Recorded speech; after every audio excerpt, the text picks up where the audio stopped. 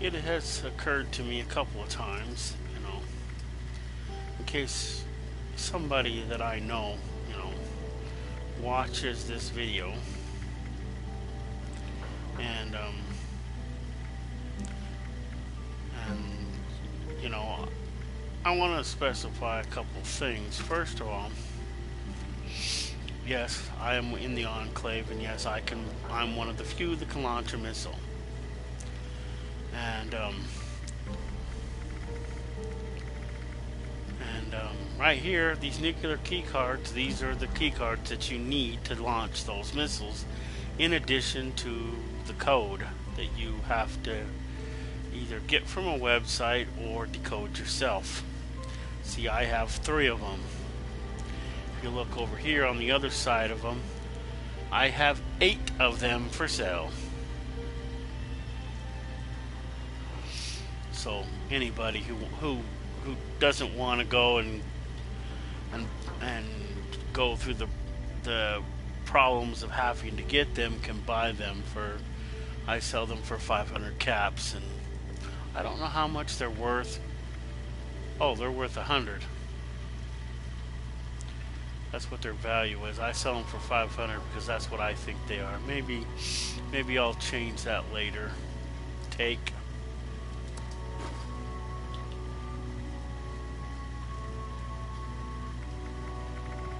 Anyway, I'll have to go back and put them back for sale. But if I'm online and somebody who wants to launch a nuke doesn't want to go through the problem of having, to get a key card, well, I have them usually for sale. If you want to launch a nuke and you don't want to buy the key cards, you have an option to invite me to go on with you on the expedition through the missile silo to launch the nuke. So you have that option if you don't want to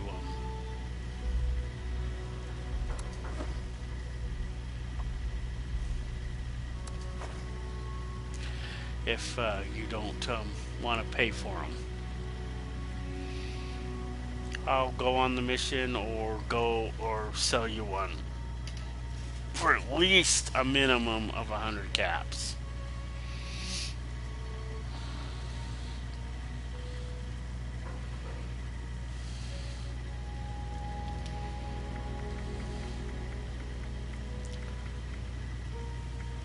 And yes, those are the and I have 48 of the little suckers. And I sell them for a little bit more than maybe they're worth, and so what? I also I'm a member of the Enclave, like I specified, and some of the stuff in the Enclave bunker, like the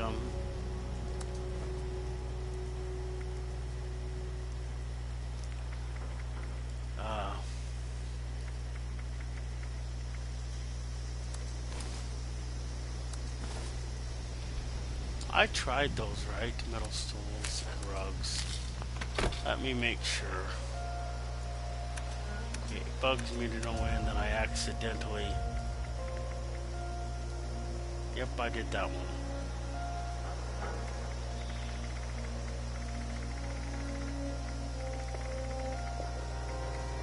See, these are the code pieces that you need to decode and launch a nuke.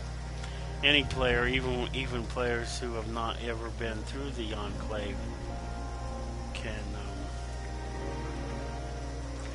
go through there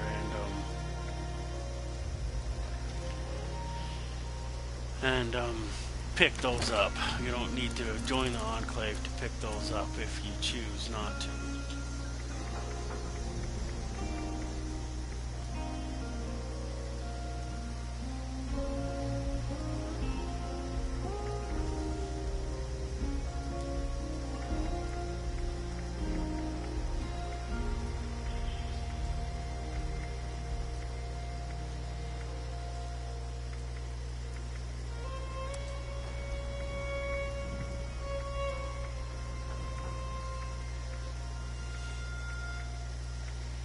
Yesterday, I tried to launch a nuke by myself, and me personally, I couldn't do it.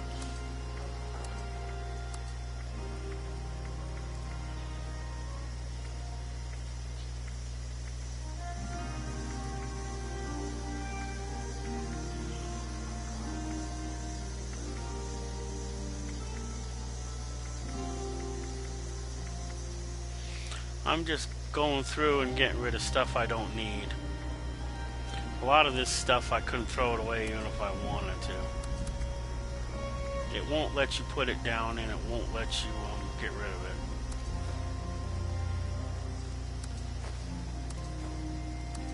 But it does weigh you down, so it's not a good thing to keep unless you absolutely have to keep it.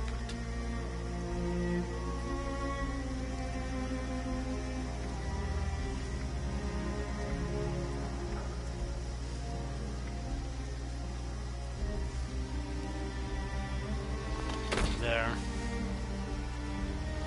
So you'll notice that I'm not running around in my power armor like I usually am. That's because my power armor, during the course of that, me trying to launch my nuke yesterday, one of the arms got busted off. I have damage to my chest piece, and I have to fix my other arm because it's in the red. But during the course of that mission, my one arm got busted completely off. So I figured, well, until I can get it fixed,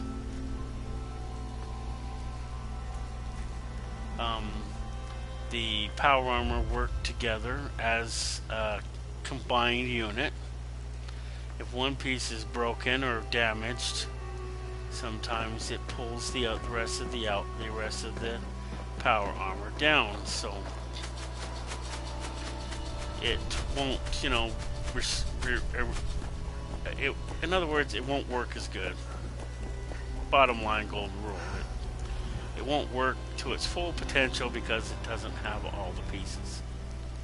You need all the pieces. The two leg pieces, left and right, the left and right arms, the chest piece, and the helmet. And it'll work 100% of its abilities. If you don't have all those pieces, then it won't. So basically, that's what I was trying to say in a nutshell.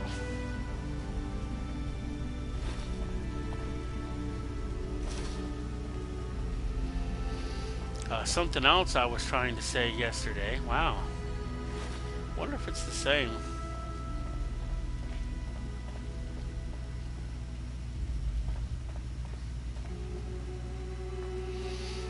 I was trying to tell a friend of mine, if you want to get the stim pack to make stims, you want the recipe. One of the ways that I found to get it, I've never found it in any in medicine cabinets. I've heard it can be found in medicine cabinets, but I have personally never found it in medicine cabinets.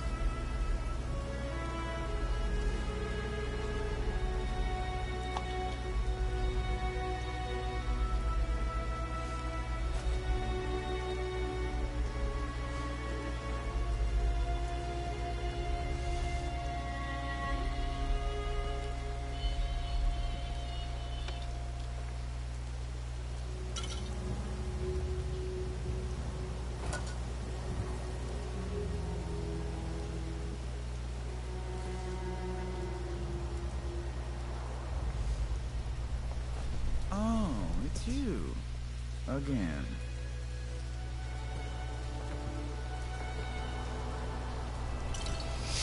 The trick to him is you just talk to him. You act like a raider, because he's a raider, and he's very. Once you start talking to him like a raider, he accepts you. And otherwise, Otherwise, he could he doesn't become hostile, but he will, say some hostile things. So it's better to just to talk to him, and then from there on out, he's at least civil to you. I ran into a new player yesterday, and I was helping her out. I don't know if that was part of yesterday's video or not. It might have been, it might not have been. Wow.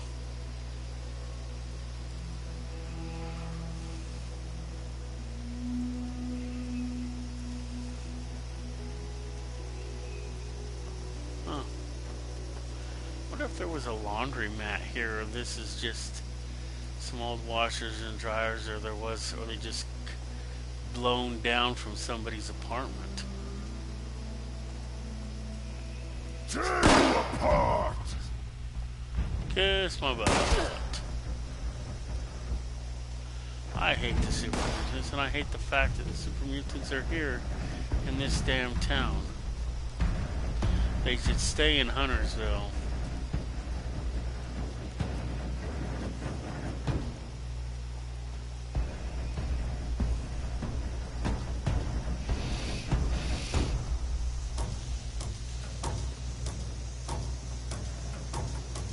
It does that because of the other.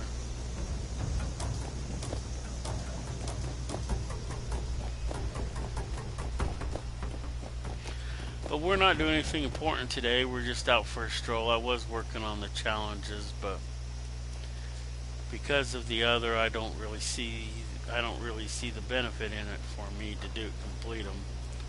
I mean, I completed most of the weeklies, so it's offset. Huh. In case my friend Drac watches this is that wild fruit that you have planted in your garden upstairs. You really shouldn't plant these. You shouldn't waste space on these. You can plant them downstairs at the base. And that's how you get up here. Wow. A settler. She died in her bathtub, or this bathtub. Let's see here. Typewriter's got some stuff in it. Yeah, maybe I'll get it. Hey, a gear.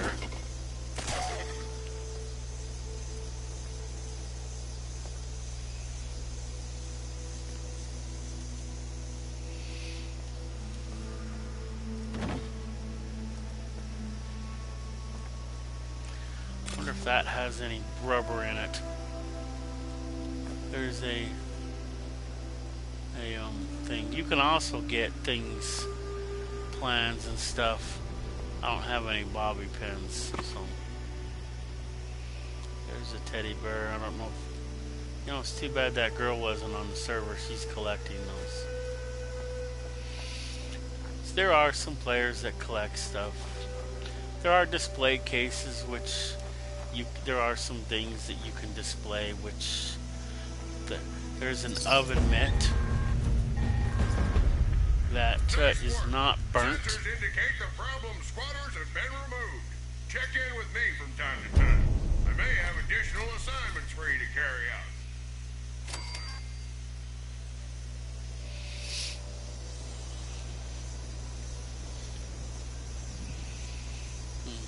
For those who want to do the Mistress of Mystery quest, one of the places that you come when you first start the game is if you follow the original quest line, which is probably what you should do. So, I'm not 100% sure exactly how you're supposed to do that, but my guess is that you're supposed to come down here to here to become a fire breather. If you come down here to become a fire breather, you just come in the main door here and you come right there. And that right there is one of those Mistress of Mystery women. And you will find a torn veil and and a um, a broken holotape, a damaged holotape, and those will start that quest for you. So you can come down here and start that quest from here if you want. Here you just got to come down here, register, and take the test and become a fire breather. And then at the completion of the fire breather,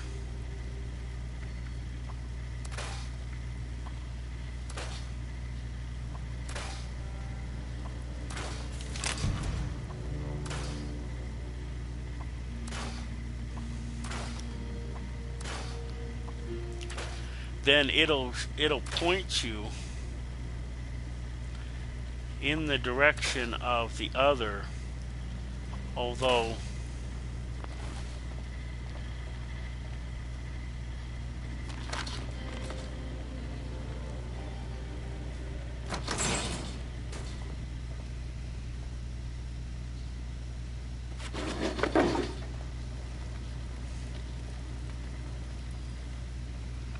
what does this do? Oh.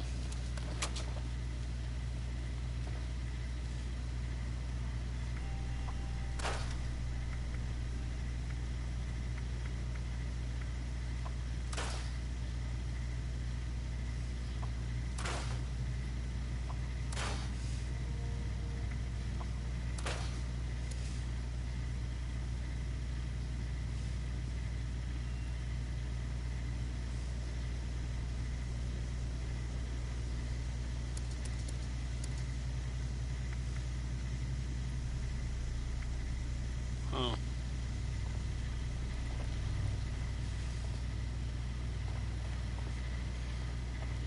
Well, I was just thinking, because you're supposed to go, it wants you to go up to it wants you to go up to up to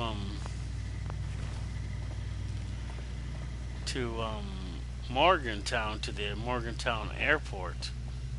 And I was trying to remember what the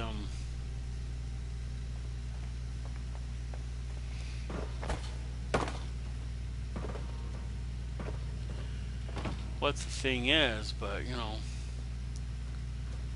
I don't think that there's a mandatory way to do it.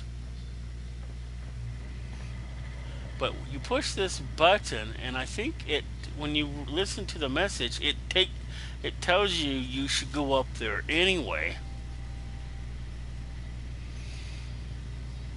Um, Fire breather in the station. Oh, you're taking the fight to foes. Scorched. Kinda.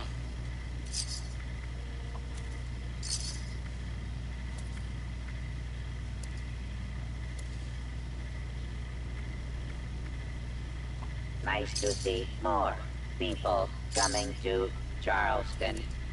This city's seen a lot. Yeah, it has.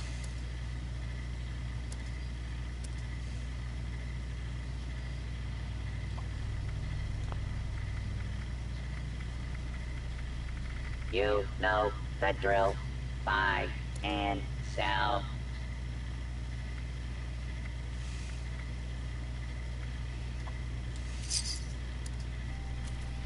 I wish she gave me more money for the copper, for the gold.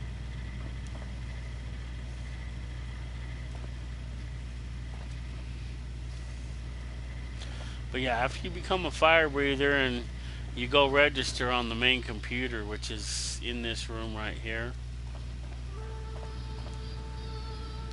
one of the things that you want to do after that is you want to go do the Big Bend Tunnel, and then it unlocks some mods for you on this computer. So you go down to schematics, and it'll unlock these mods for you.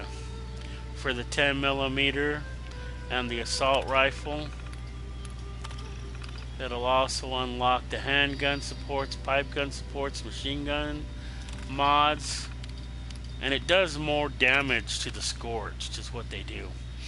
Combat shotgun, double barrel combat shotgun, pump combat shotgun, and these mods are unlocked to you when you complete. You've got to complete the fire breathers, yes, but there's also you also got to go find 3 fire breathers in the Big Bend tunnel. I don't know if I did that with my other character or not. Maybe I'll have to go. I think maybe I did, because I did it right after the fire breathers. But you register there, and then it says to go do your first assignment. You come out here, you come here, you come back into this room where who's this again? You need Mac. supplies. And you push that red button right there, and then it'll in heaven. It'll give you a message, and I think it sends you up to go do the quest with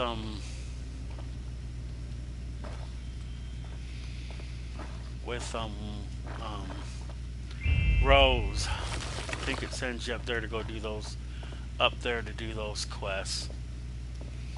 So, you know, all the quests lead to other quests that you need to do.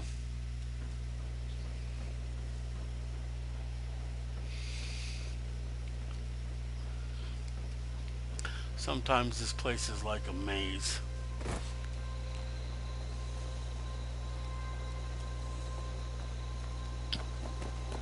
When you come to the Charleston Airport fire department, you just have to come in here. See the overseer, she came here, she became a fire breather. You come here, you take the training test. Some of the things are there on the wall. There's also papers around this room that'll give you the answers to that test. Like, I think this one right here is one. It'll tell you some of the answers that are not on the chalkboard. Took me forever to get that test right.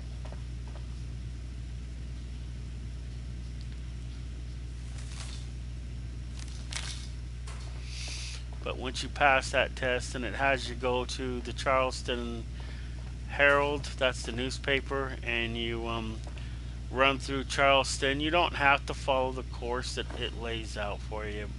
I'm not going to specify that unless somebody actually wants more advice on how you do that. But you don't have to follow the course. You just have to get to point A to point B and then back. You don't have to follow. You don't have to go through the building, in other words. You can, whatever way works for you, you go. If you jump down right after you push the button, that's what I did with my second character, and I still passed it. So, you know, whatever works for you, do it. See, one of the reasons why you might want to use that one to get to the Mistress of Mystery quest, because then from there, depending on when you want to start doing those quests, you run down this road here, and this road practically goes straight to the mansion. If I'm on the right road. It looks a lot further on the map than it actually is. It'll take a good couple of minutes. If we was in real life, it would probably take you an hour to walk there. But since the game is actually smaller than in real life, everything is further away than it really is. I mean, it's closer than it is in real life. So in real life, all these things are further away. In the game, however, they're not. You got to be careful going up there. There's a Scorched Beast up there, I think. But dude. And you are. But if you do the Mistress of Mystery quest, it's a good quest. and I don't have my veil with me, so I can't go into the the whole thing. But these preservation terminals are actually elevators. You can't use them until you've went through the front door, but you can use them when you leave and come back though. So after you go in the main thing, you get registered and then you leave to go meet Natasha Hunt. She's your mentor. Then you can come out these. See, I can't go in these because I don't have that veil. That's why the veil is very important. You see, the veil basically First time seeing this game, it's the Joker Kid 1. Oh, the Joker Kid 1? Oh, interesting. So you haven't played it yet, huh? Well, this is a quest I was explaining that I did. It's called the Mistress of Mystery. That's not what the quest name is. That's just who it is. But these are elevators. Normally in the game, they are on my laptop. Your laptop? Oh. Well, it is on all three platforms. It is pretty much the same on the laptop, Xbox, PlayStation 4. There's not, because I know I watched this one dude who plays it on PC, and everything that he said in his video was the same thing that I experienced in mine. So the game there's no differences between the three platforms, other than it's not cross-platform. So if you're playing it on PC, I can't play with you.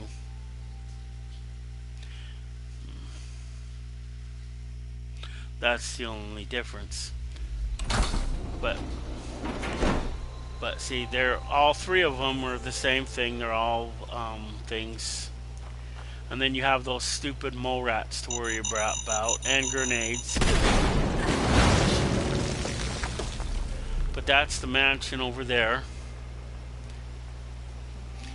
It's called the Riverside Manor. Why the not wearing anything in loading screen? Huh. That happens. But this is the manor. You go inside there, and then the underground thing is underneath all of this. And the quests. What do they call the quests? Oh, the first one is called Into the Mysteries, I think, and I forget what the corresponding ones are. But this game is out on all three platforms, like I said. I'm playing it on the PlayStation 4. It's out on the Xbox, and it's out on I got out, of course, for PC. And there's no difference other than what you're playing it on. So the same missions are available on all three platforms. Everything is in the exact same place. Of course, that makes sense. Okay, see, so we want to go to data, aside,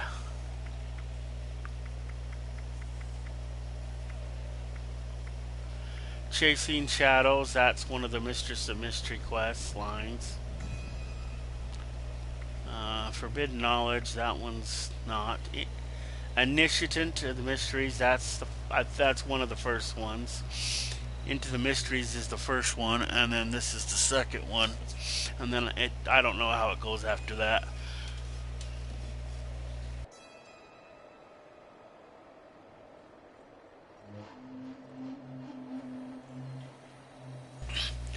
I went and created my secondary character, and I kind of went and did them.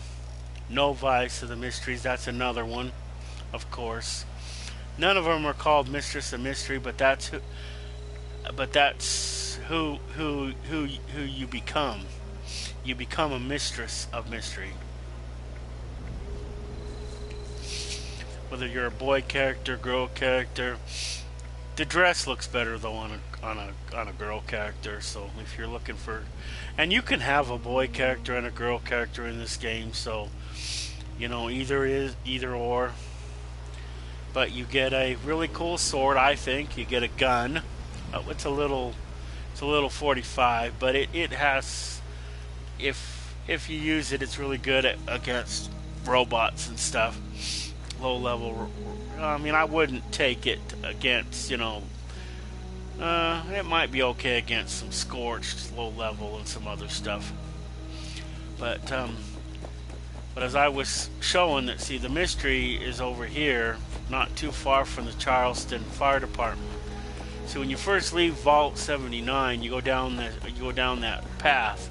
You want to go to 3 main places when you leave the vault. Okay, the map is completely the same. So right here's the vault. This is where we come out, Vault 79. You don't necessarily need to go here, but you can if you want. It's okay. The place that you want to mainly go is here to the isolated cabin. You will find the overseer for Vault 51. You want to get a key from him. And then after you get his key, then and anything else he has, and clean out the cabin, scrap all your junk. Make sure you keep your junk scrapped as often as possible. Then you'll want to come here. You'll want to kill all the Scorched, get all their guns, make sure that you keep their guns, though don't scrap them and don't sell them, because this will be a good chance to get better guns than the ones you have. Then you will come here to the Waywood / Overseer's camp. You'll also want to talk to those 2 girls as you're coming down here. Be nice to them. Don't lie to them. There is an option where you can lie to them. My advice is do not. If you lie to them, they won't help you out. If you don't lie to them, they will help you out. So you got to be nice, and they'll help you out. They'll give you a gun, and then you tell them what information that you know about whatever, and ask them questions and stuff. And then you'll come down here, and then eventually to here. This would be your first stop, the Overseer's camp. And then you want to go into the Waywood, and you want to talk to Duchess in there. You'll want to at least start those quests and do them on and off. You don't have to do them all at once. You can kind of gradually do them as you go. You'll want to come down here, though, to Flatwoods, and you'll want to do the responders quests down here. And I'm not 100% sure whether the responders quest will lead you down here to Charleston or not, but you'll want to do the fire breathers, which is what I was talking about right here at the Charleston Fire Department. See, my character is parked right here. This is where we were, right here at the Riverside Manor. See, this is what I was talking about. See how close they are. Because see, if you come here to the Charleston Fire Department, we'll just take a cap to go back. You find one of these girls there in the fire department. You don't have to go look. I didn't even think about it when I was helping out that girl the other day, but the one that I showed her was really easy to find too. But if you've not started that side quest, that torn veil will be there, and that holotape will be there. If it's not there, leave the body and come back, and then it will be there. But you'll want to come around here to this side and go in there and register on those computers like I was showing a little bit earlier. But before you do all of that, and it might be depending on how easily you want to do it, but if you want to do those quests, when you get here, you want to come to this front door, because this is the easiest way I found to do it, is to not go through it on the inside, but to come here, come down here, come over here, and those will be on this dead body here. If not, there's at least 12, 13 of these dead bodies in the wasteland, and I think all of them have it. But I find it's easier to do it on the outside of the building. It's kind of hard otherwise, because you go into dead ends. You go here and wow. See, it's easy to get lost in this place and go in the wrong way. Oh, I guess maybe. Am I in the right spot now?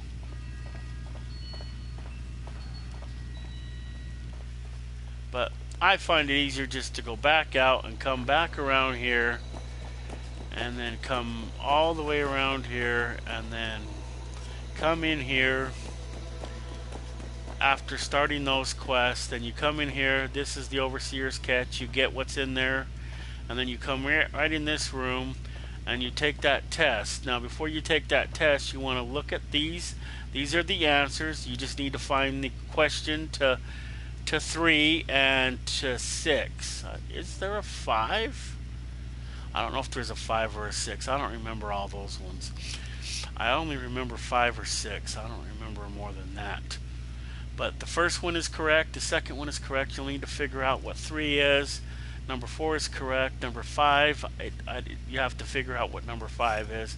And it's either on those 2 papers that you find right here that I already picked up. If you want to see that, you'll have to watch the beginning of the video or kind of go through. I didn't time stamp it or anything, so you just kind of have to glance to where you see me picking them up. And when I was in here, because I was here before, I actually came back because I went to the Riverside Manor to show how easy it is to get from here to there. And then after you take that test, then it wants you to take a couple of physical challenges.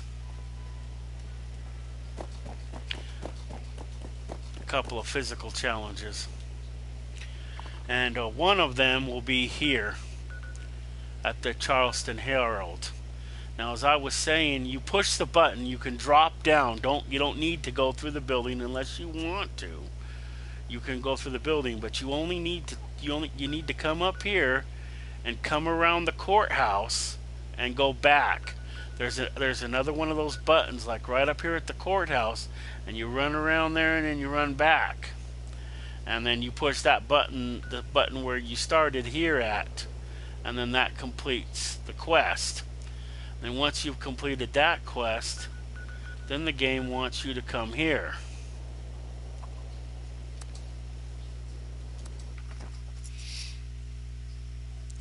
Now, my first character, Benny, was inside this area. The second time I went to do with it for my second character, Benny was out on the road. And for new players, you can't fast travel anywhere unless you have been there and unlocked the fast travel point. But you can fast travel to any point in the game once you've been there. And this is where Benny is. He's probably out on the street. But he will give you a token. That token will dispense a fire kit, which will be the fire breather's outfit. There is occasionally a power armor here. Now you can remove the outside coverings and use the exoskeleton if you want. I would do that, and at least wear the fire breather's hat and it will automatically add the fire breather's face mask as a part of the helmet. And you'll want to wear that in there because this place is on fire all the time. Look at it's causing me issues just being outside it. Just imagine how bad it is on the inside. You suffer damage, and see. So you definitely want to wear that helmet, and you'll want to wear the other to help you get in and get out. Because that place is in flames, and there are places where you have to run through the thingy. That's why you have to wear the fire breather's outfit. Bring plenty of stim packs with you, and if it helps, you can use buff out. He must be down here on the street. because he's not up there.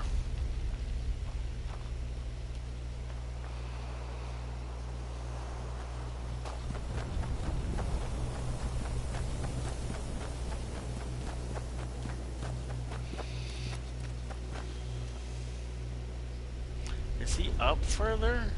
Because that's just up right there. And he should be like right down here on the street.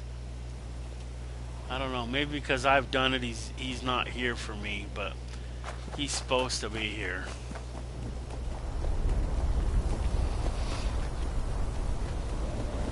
Hostile target identified.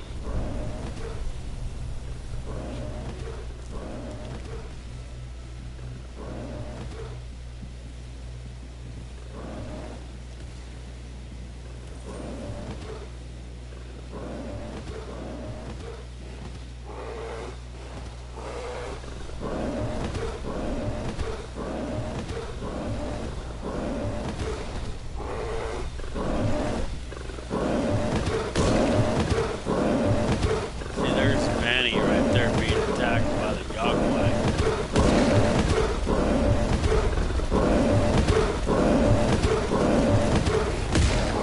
Situation normal. Law and order has been restored.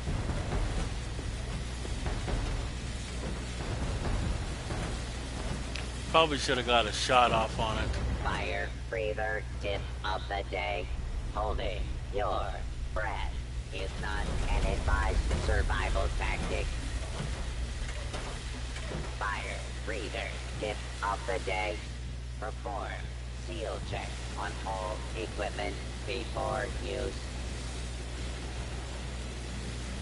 But here's Benny. See, he used to be up by the mine. I don't know if they moved him permanently or not, but looks like he's up from where he needs to be. But as you can see, he's indestructible. He can't be killed. Not by a Yogwai, not by you, so don't shoot him. He'll be the one that gives you the token, and then you go back to that machine. Fire breather. See, he knows that I'm a fire breather because I had to take my test through him anyway when I took it. Which was a while ago, so. But then once you go up there, and then you put that token in that machine, and then it gives you the outfit. You got to at least wear the outfit no matter what, but I would recommend if you don't have an exoskeleton for the power armor, I would get one to go down that mine. And there is one there usually. Somebody must have gotten it already, but usually there's one there.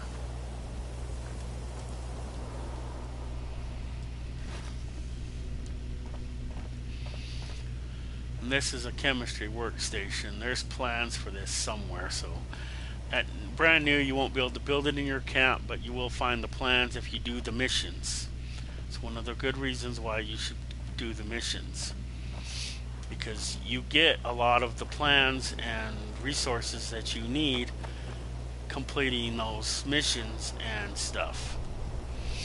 Like the one when you do the ones for doing through the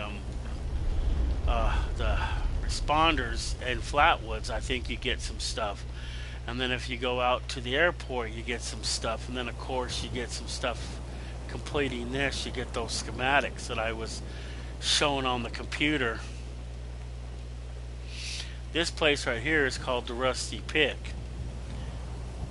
You'll go past it.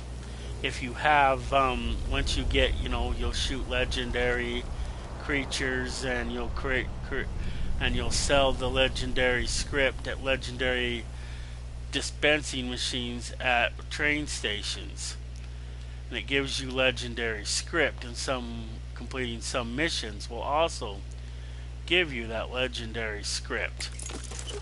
That legendary script you take to the Rusty Pick there, and there's a mole miner lady in there, and you can buy legendary stuff with it. That's all it's good for.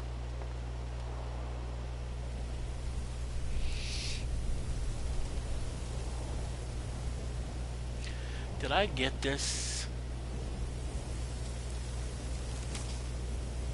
I don't remember if I did. There's also plans for these instruments, most of them, so you can build them in your camp, or you can play them in the open if you find them. They will give you what's called fine-tuned. I gotta go to the bathroom, so we're gonna go inside the Rusty Pig for a minute. So I'm gonna take a break.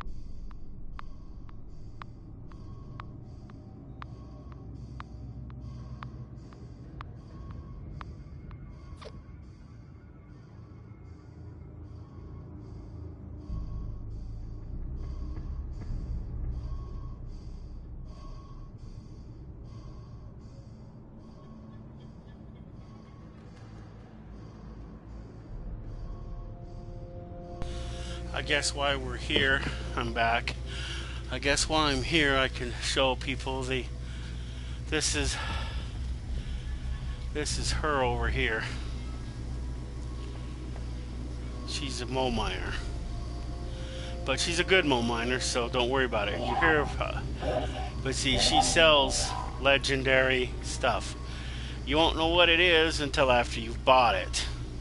Things that I usually get for just me, in case you're wondering, I get these legendary modules. Don't buy all 100 of them. That's a lot of legendary script. So you'll want to click on it and then reduce it down to how many you actually want, and then that'll be 50 a piece. When you complete some quests and some missions, and not missions, they're all called quests, okay? Even if I call them missions, they're quests. They're all quests in this game. And some quests will give you what they call it, legendary cores. You take the legendary cores and these legendary modules, and you can make pretty much any weapon you want into a legendary. You just need to go to a This is the machine you'll find at train stations. This is where you sell your legendary weapons, armor, what have you, to this machine, and it will give you the legendary script. And these are at all train stations. This is a thing that allows you to change to a different loadout, and it's with your perk cards. See, you get 2. See? 2. So, whatever this one is different from this one, but do not delete your cards from this one, or they will not be there available to this one. So, keep that in mind. Also, if to the right here to the right of this machine is some stairs that go downstairs into the basement. This is an armor workstation, a power armor workstation. You can work on your power armor here. This is a weapons. This is a brewing station that makes you can make alcohol, and this is a chemistry. The problem with this is that you, if you want the alcohol to be right, you have to let it format. If you don't let it format, then it's not as good. And there's something called a formatter that you can get with it if you do the challenges to do that. There's a few ways if you want to start that quest. I guess I could show people that. If you want to start that quest, it's a side quest. It's not a required quest. There's a couple of different ways you can do it if you want to do it. I don't know about all train stations, but that girl in her underwear there is a player.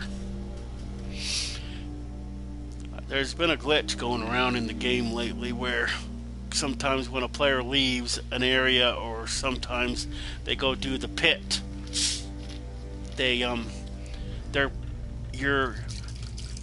your character is still in the game and in the pit, and they may or may not be standing wherever you left them in their underwear. So don't worry, nobody can hurt or kill you, so you're pretty much invulnerable, I think.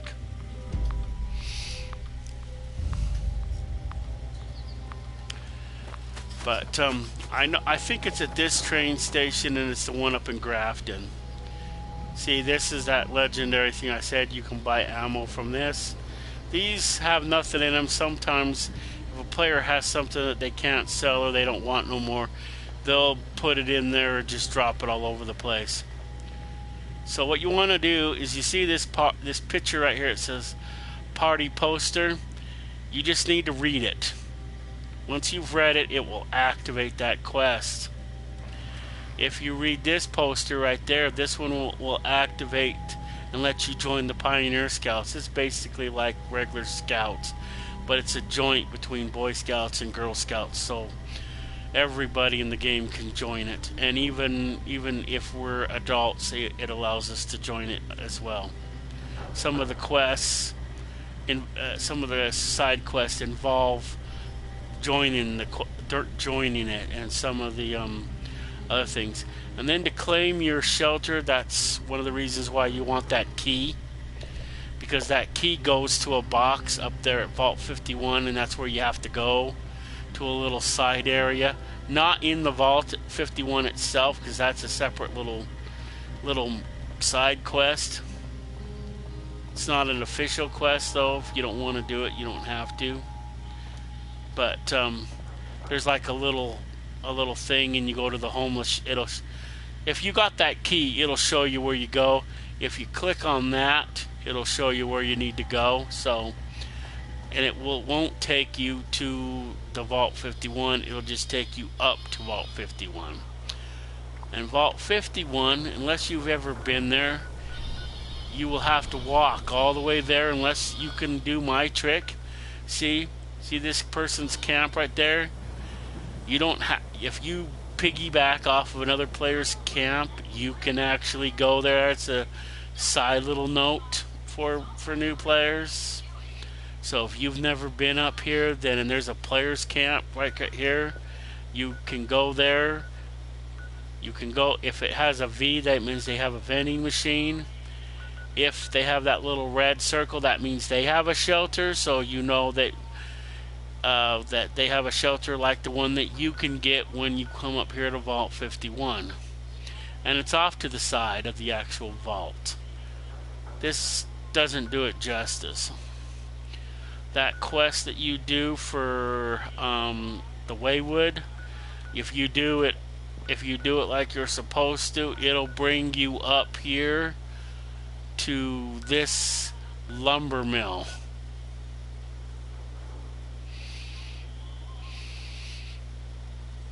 You know, with my first character, when I did that mission, I did not kill the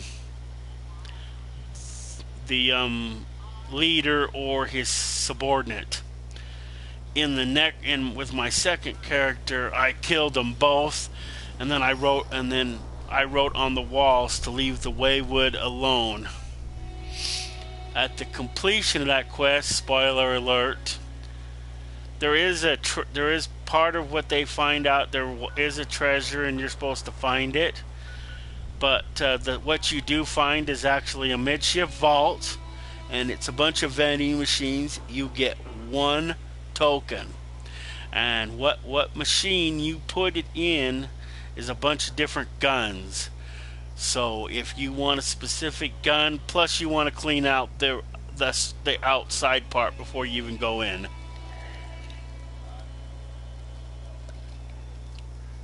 It's got a bunch of resources. But if you do that quest at the Waywood and you help Duchess out, that's what you get in the end.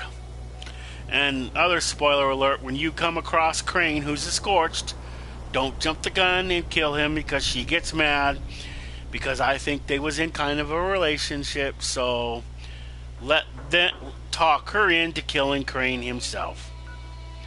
Unless you want, she forgives you, but to me it's unnecessary drama. Also, new players have two camps. This is where my first camp is. This is where my second camp is. This is number 4, and there is a number 3, which you have to buy. Number 3 and number 4 if you want them. And there's number 3 right there. And they're sitting on extraction points. If you put an extractor down there, you don't need the plans for it. You can just build it. So like if we go to my camp here, I have an extractor, and you need the power for it, but you don't need the plans to build the extractors.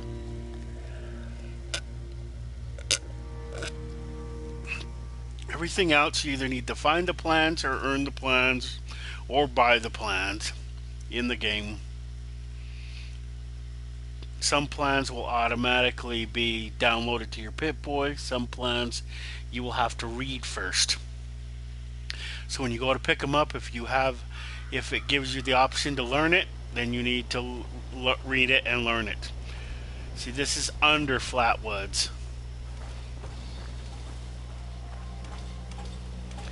This is Athena. If you watched my video on the woman who fell to Earth, when you towards the end of that quest, when you set Athena and put Athena in the Assaultron, this is what you get if you do that. She will come and visit you in your camp, and she will be like a traveling merchant, and you can buy and sell stuff to her. See, and she does have a few good things. Like she has these cells. I use these for my gun. These fusion cells, you use them for power armor, so you could buy those from her. The traveling salesmen have them. The regular salesmen do not.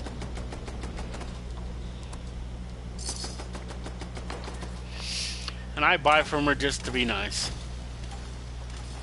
You do have the option to kill Athena, but then you have Emerson coming to your camp, and I would much rather have the robot. And what's her face is mostly out of pain, but if you scrap her, if you after you've completed the mission, if you scrap her workstation, which you can do, and you decide not to keep it, then she won't visit you anymore. She's directly tied to the woman who fell to space, and this is her right here. At the completion of that, you get to keep her. You can do dailies for her. They're pretty much the same thing. You just gotta go find an ammo case. I don't know, or is it a weapons case? It's usually all you do. But you pretty much go everywhere to find these.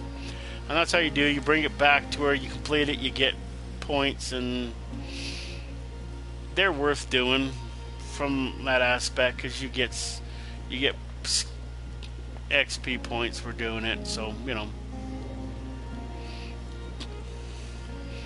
And Beckett, he does the same thing. He's another ally that you find in the game.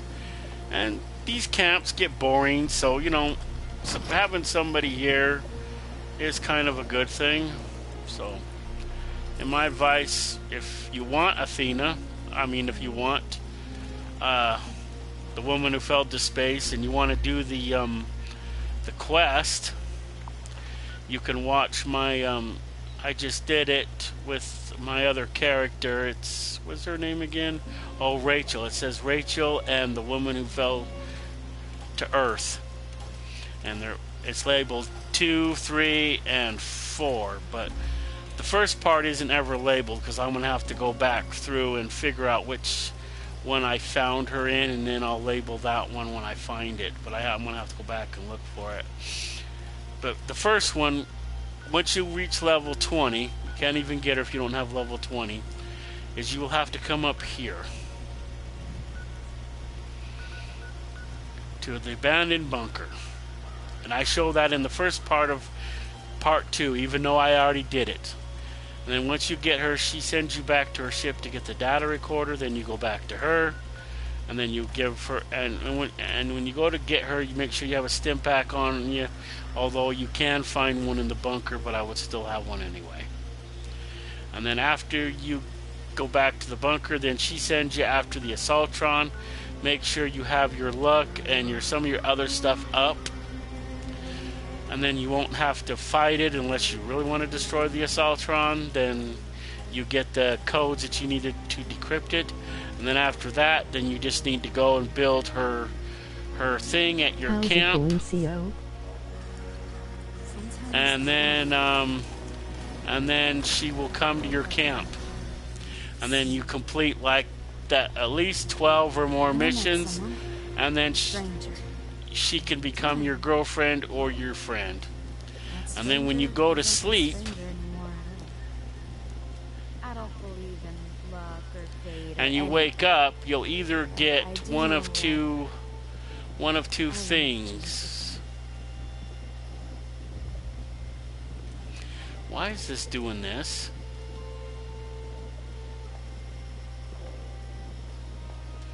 Is it glitching again? I wonder what Athena's doing right now. She's downstairs. Why don't you go talk to her? Yeah, she was downstairs. See, that's Athena. That's who she's talking about. That robot Assaultron. And she's never bad, so... And Athena's not really evil. She's a computer.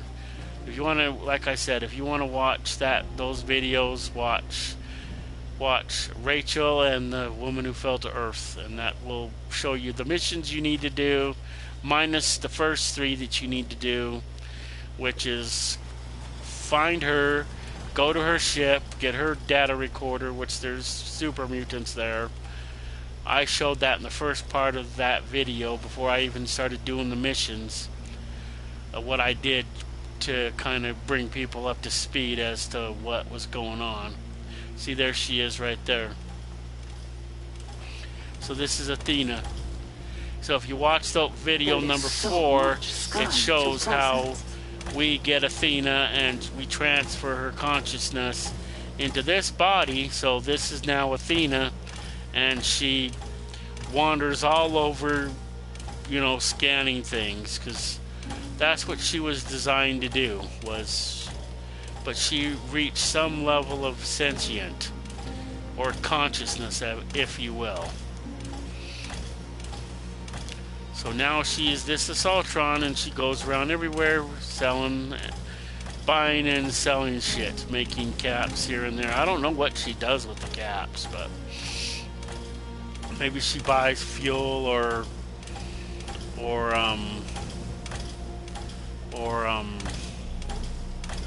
some sort of gas or something, because she runs on some sort of gas. You can just see the exhaust. Oh, she disappeared. Bummer. She despawned. She didn't even get that far. While we're up here, this is the spot I was talking about earlier, I think. Right over here somewhere. Maybe we're not up high enough. Yeah, we're not up high enough. We gotta go up just a little bit more. I had my camp here by this truck once, which is why I know it's here. So, you find these spots out in the wasteland, and you can build those extractors on here. This is copper. This is like the one that I have in my camp. And those extractors do not require, I can't stress that enough, do not require plans to build them. If you build your camp on a spot where you can have an extractor, you can just build it. But, yes, there is a but. You do need 10 power. You need 10 power to operate it. It will not operate without power, and it runs off of 10 power. See, here's mine. This is what it looks like constructed. This is what it looks like running. See, and I just got 10 from it.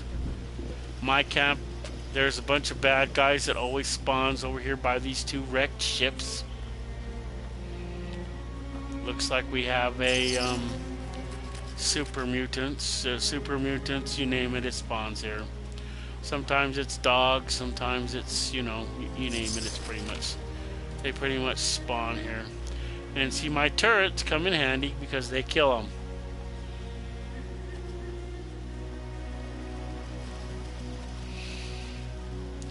And see, my power comes out through that little thingy, comes up to those nodes around the building, and this is what powers inside stuff as well as outside stuff. Comes to this, and then over to that. The reason why I have this one is because this is a switched one. The red light is switched, that's turned off. These aren't switched, but they run off the same power generator. Hello. And my power generator is the fusion here. This produces 100. And the power wire goes to here, goes to that little node there, and then goes to there, it goes to these power conduits, and then goes out through to the outside through these power conduits. That's why you don't see power wires going outside. These are called advanced power connections. If you get this is what they can build. Well, you can build these little switch boxes. Looks like we got something here. See that what she was just telling me upstairs is that she has one of those missions, one of those dailies for me. I don't know exactly how many missions. I didn't really count them.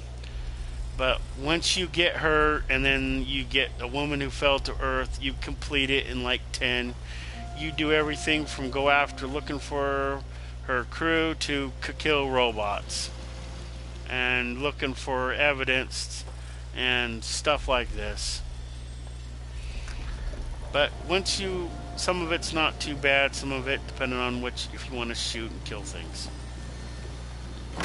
And if you complete that other mission I was showing you about getting one of these in your camp, this is what I was also talking about. This is the formatter.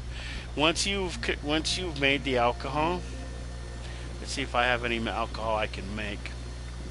Probably not. But once you make this alcohol, Then you stick this alcohol, the completed alcohol, in this. And then it will sit and format.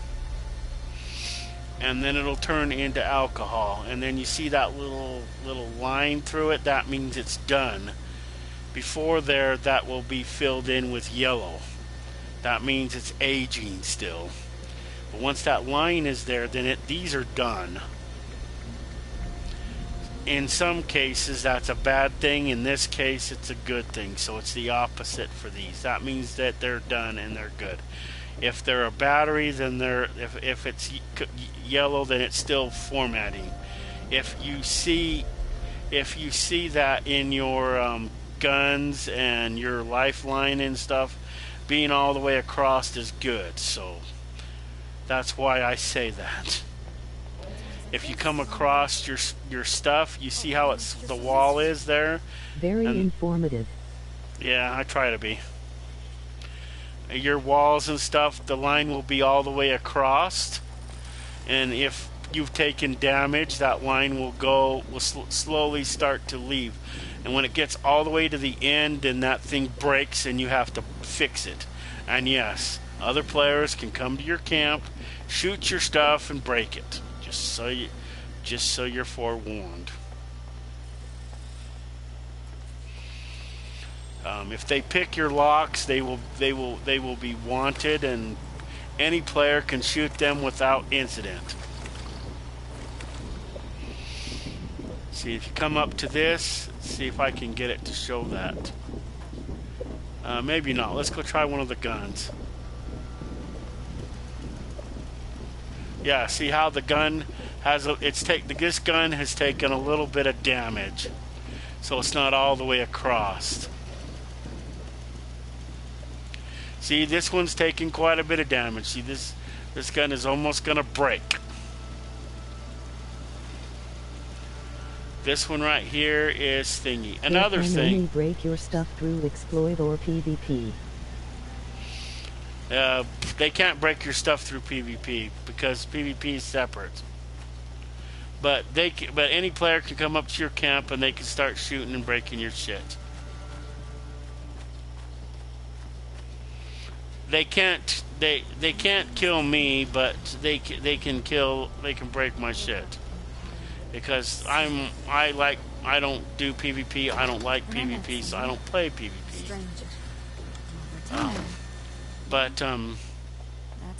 So I put myself in passive mode so they can waste all the ammo that they want. But when you max out your reputation with the settlers, which is the foundation, you can build these plantable dirt tiles, and then you can plant these. Right here is this greenhouse you have to buy, and I don't know if it's available still. This one, when I bought it, was available. I bought the package, bought the roof pieces, and everything came with it. It also came with ground, but it was not plantable ground. The shit that it came with was really stupid. It came with this floor. See, in once you buy a floor, any floor that you have, you can build that floor. So you just go to floors. Been playing since beta. Oh, that's good. See, any floor can become any of those floors. See, this is the plantable dirt tiles. It says upper floor garden, but that's not that's not how it's sold. These ones I got through the scoreboard, I think. These ones they were giving away, this blue carpet and this orange shit. Although I don't know, this orange shit's kind of okay, this shag carpeting, but I don't know, it's kind of iffy. It's too bright or too dark. So if you want a dark room, maybe you're goth or something, then the red stuff is okay, but it's too dark for me. That's why I don't use it. I use this white wallpaper because it's a little brighter, and this wallpaper, this carpeting here is a little darker. These I also got from the scoreboard too. They're kind of cool. This you get from completing the Brotherhood of Steel side quests. I don't think you have to complete all of them to get it. This is an ammo. This thing actually makes ammo. You have to maxize your raider reputation in order to get this, and then you buy it from a robot inside the core. Which is why, you know, if you, whether you side with the crater, with the raiders at the crater, or the Foundation, you want to max out your reputation, because then you can get it. See, in reputation, you push social, go up there, there it is, right there. See, I'm an ally. That's the maximum you can be with both of them. And in order for the robot to even appear, I had to max out my reputation with the crater.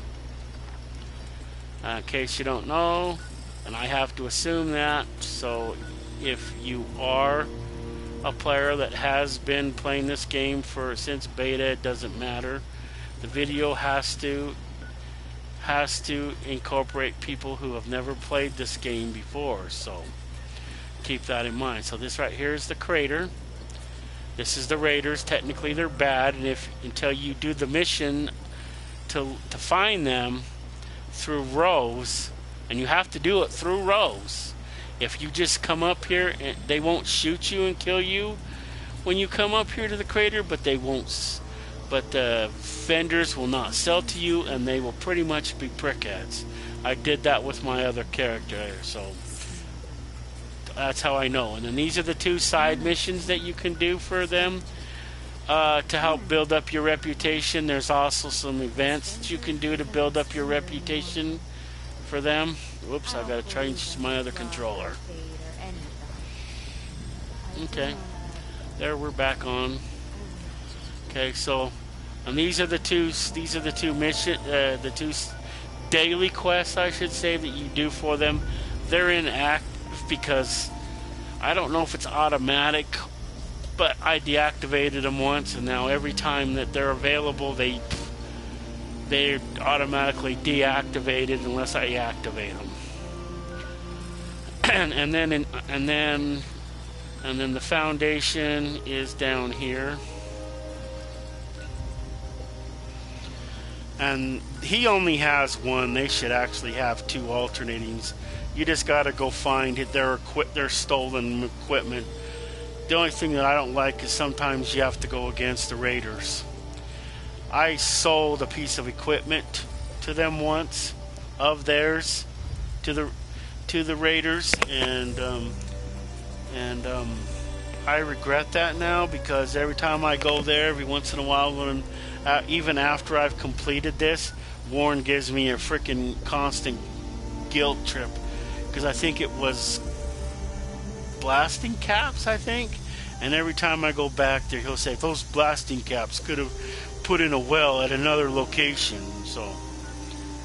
So even if you're half and half, you can't sell their shit. Even if you have to kill the raiders to because it won't interfere with your relationship with them, I don't think. But if you sell it, it drops your reputation with these guys to raise your reputation with them. I found that out a couple of times, and I regret doing it. So you do theirs, and you got to take it back, period. The only one that you want to dabble a little bit in is this one right here. When you talk to Davenport, sometimes he'll have you take pictures of either the raiders at the crater or the Foundation. Now those pictures you can sell to the opposite, and I think it damages your rep too, I'm not sure. But then he kind of gets a little pissed at you, but I'd rather have him pissed at me than them. And this right here is top of the world. This is where Rose is. She's the one that you got to go through in order to meet the raiders. You have to go through her, period. If you don't, then you can't even meet them. And she has you do three or four different things, and then you go meet them, and you got to go take out the scorched on the Manzanita deck, or whatever you call it. There is a bunch of stores here, so you can go there when you first come here until you build her transmitter, and then she allows you up in the top part. So this part is the top part, and this is where the shops are, which you can go to. But there's resources and stuff, but nothing that out of the ordinary. Looks like that left.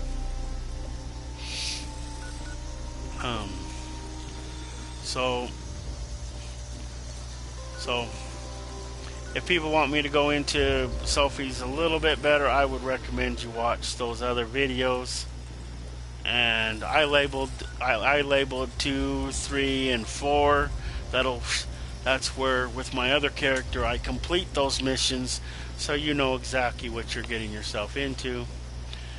But and then I explain this because I did it in another video that's unmarked, and I don't remember which one it's in yet. But you come here after you reach level 20. You come here to this bunker, and you will find her. Bring a stim pack, and then when you talk to her, then she will send you to her spaceship that crashed, which is like right in here somewhere. And then you will get the data recorder or the black box, and you will take it back to her. And then once you come back to her, then she will send you to make sure you talk to her until she gives you the code. If it doesn't allow you, if you can't get the code from her, then you better be ready to battle the Assaultron, because the Assaultron will not give them to you without that code. It's a verbal code. And then when you run and then once you talk to her, then that's when she starts running. So you gotta find her pretty quickly. So my advice before you do that is make sure that, like this place, you've been to that place, you've been to Ella's bunker, maybe you've at least been to here, at the very minimum, to this Dolly Sod's wilderness and the lookout tower, so you can fast travel there to get in front of the robot, because you can always double back and catch the robot. But once you're behind the robot, you know, it's kind of hard to catch up to it. So you want to get to these places first, and then it's easier to chase the robot down. And then once you've got caught up to the robot, as long as your cards are in order, and I'm not 100% on which cards they are. It's been a minute. I'm pretty sure one of them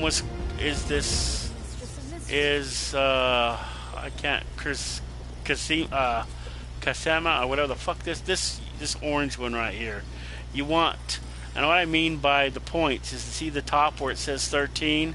You want that at least about 7 or 8. And I don't know if perception needs to be up there, and maybe agility and luck needs to be at least 7 or 8. Maybe it's a good place to have it. Another thing, lock picking, don't delete any of these cards. I talk from experience. I deleted my first one, and I've not gotten it back yet. You see, there's a regular lockpick and experienced lockpick and master lockpick. You need all 3 of them to pick level 3 locks. Same with hacking terminals. You need expert, master, and regular. I don't know. I didn't do anything with regular that I know of, but I have to wait until I magically get it back if I ever want to hack level 3 terminals. The rest of these level up. Those 2 do not.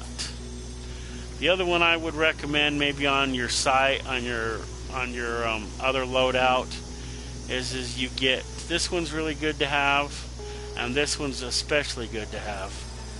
This one allows you to swim in water, and you can breathe underwater, and you don't take RAS. If you walk into water and you don't have that card equipped, you will take on RAS. If you go in too deep a water, uh, like out here. If you go in this water right here, which you can do, especially more specifically right here when you try to go to Deathclaw Island, there's no bridges or anything, so you have to walk through that water. It's especially good to have that card to go across to this little island here, because one of the missions that you do for a dude that's here at the fairgrounds, he wants you to bring him back a Deathclaw egg. This is where you go to get that Deathclaw egg. It's in that Deathclaw nest, and if you don't have that card equipped, you run the risk of running out of air halfway between the island, so you have to hurry. Plus you take on rads while you're in the water, so you need to be in a diving suit. You do get a diving suit when you do the Brotherhood of Steel mission. No, wait a minute. No, the regular one, because you have to go and get that idiot out of that cave, and you have to swim through a bunch of now there's a mission that you do here to get them ready for the to meet them and to get them so that they like you and stuff. You have to go rescue some idiot. The Brotherhood of Steel's yeah, it's the Brotherhood of Steel, that's right, to get their weapons back. So you have to swim through a cave. I don't see the cave showing up, but the mission will show you where it is once it comes time. It's over here somewhere. It's either over here. No, it's by a lookout tower. Maybe it's this lookout tower. It's by this lookout tower, and he goes to a cave that's over here somewhere. It won't show you until you're doing the mission, but it will. So you have to go through there, and it's good to have that card. But you can go through it with your power armor, so I would recommend you go through it with your power armor. But you do get a cave diving suit. I still have it. Let's see. Let me see here. Maybe we can go throw it on Sophie. It'd be easier that way. Then I don't have to take it out of there and wrestle putting it back in. I think I can put it on Sophie. And to change what Sophie's wearing, you just have to come up to her, to find her first. Here, Sophie, Sophie, Sophie. I know you're here somewhere.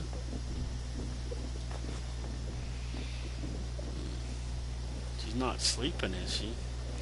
And there's two beds, because sometimes she will sleep in this bed, sometimes she will sleep in that bed. But if you wanna rebuild your health, you need to sleep in a bed to rebuild your health, then you can't sleep with her. The game won't let you. There's only one bed that two people can sleep in, and that's a bunk bed, and it's a water bunk bed. Another player has it and showed that to me. A friend of mine showed it to me. Where the frick did you go, woman?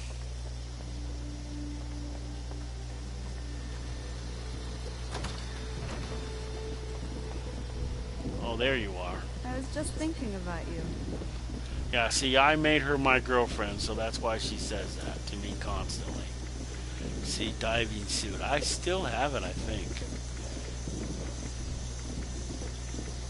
I know I didn't kill it. I wanted to, but I didn't. See, this is the fire breather's hat I was talking about. It comes with the mask. Here's the uniform you can wear, but I would recommend that you go down there in power armor.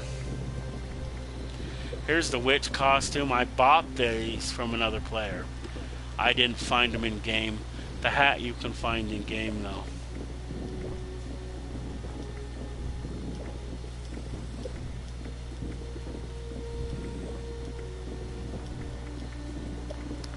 I didn't kill it, did I? You can't drop it. It disintegrates. So if I don't have it anymore, then it's gone. These red dresses, if you're a girl character, you can find them in the game. Definitely worth investigating. The Responders police uniform, you get that through one of the quests. doing the responder quests, and you get this paramedic. That's the first one you get. I must have passed it. Either that or I really did destroy it. This is the swimsuit that I can make, but I bought it with atoms, which is why there's the atom symbol after it, because I can't give it to another player and I can't sell it.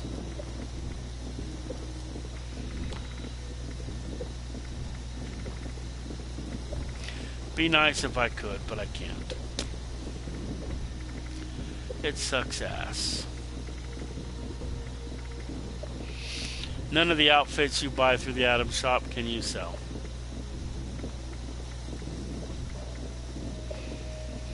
This I got from the scoreboard, and no, I can't sell it either. These ones I can, but I got them from completing one of the quests they had over Halloween.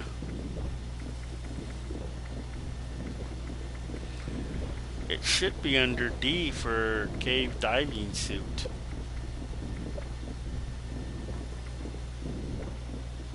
These you get from completing a quest called Mistaken Identity. I must have killed it off, because I don't see it.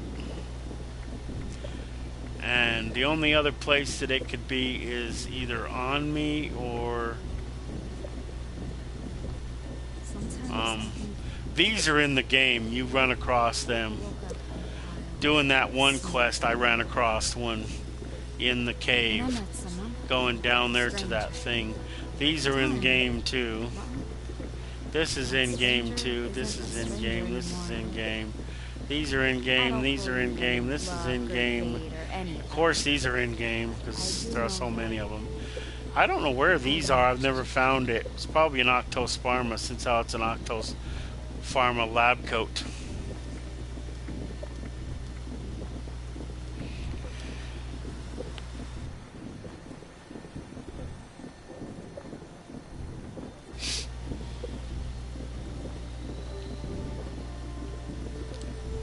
Huh. Bottle and chappy, jacket and pants.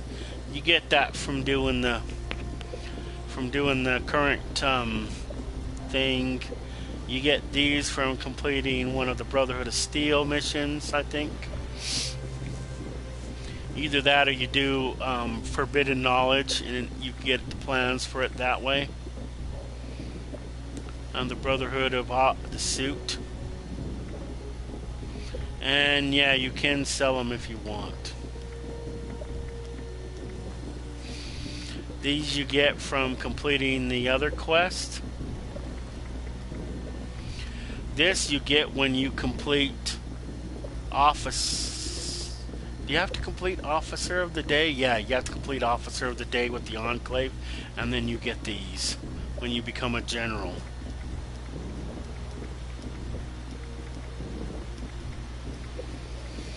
These they were just given away through the holiday when you kill the Scorched, festive Scorched, which now they're running around in flipping instead of Halloween costumes, they're running around in I've never imagined that I would in like share Santa home Claus outfits and shit. These you buy at Nuka World on Tour. That's what I was trying to say with that other one. You get it from Nuka World on Tour. This is in the game somewhere. I went back for it, but I couldn't remember exactly where it was. When you join the Pioneer Scouts, you get this uniform. This was another thing for the Halloween. This police uniform's in the game. This is in the game too. If you at least get into the Mistress of Mystery Mansion in the secret underground lair, then you can get that. If you go to the prison, you can get one of these. See, I can give one of these to her. Should we give one of these to her? Now she's my bitch. No, she's my bitch. I wonder if it's on her neck now. You get the plans for this, but I think you have to do Scorched Earth to get it, because that's how I got that one, I think. But then it's a bitch to assemble, because you have to do it with Nuka-Fauna and stuff. That's plants that's been nuked by the nukes that are launched in the game, in case you don't know. And it is, yeah. Yeah, she's got the collar on.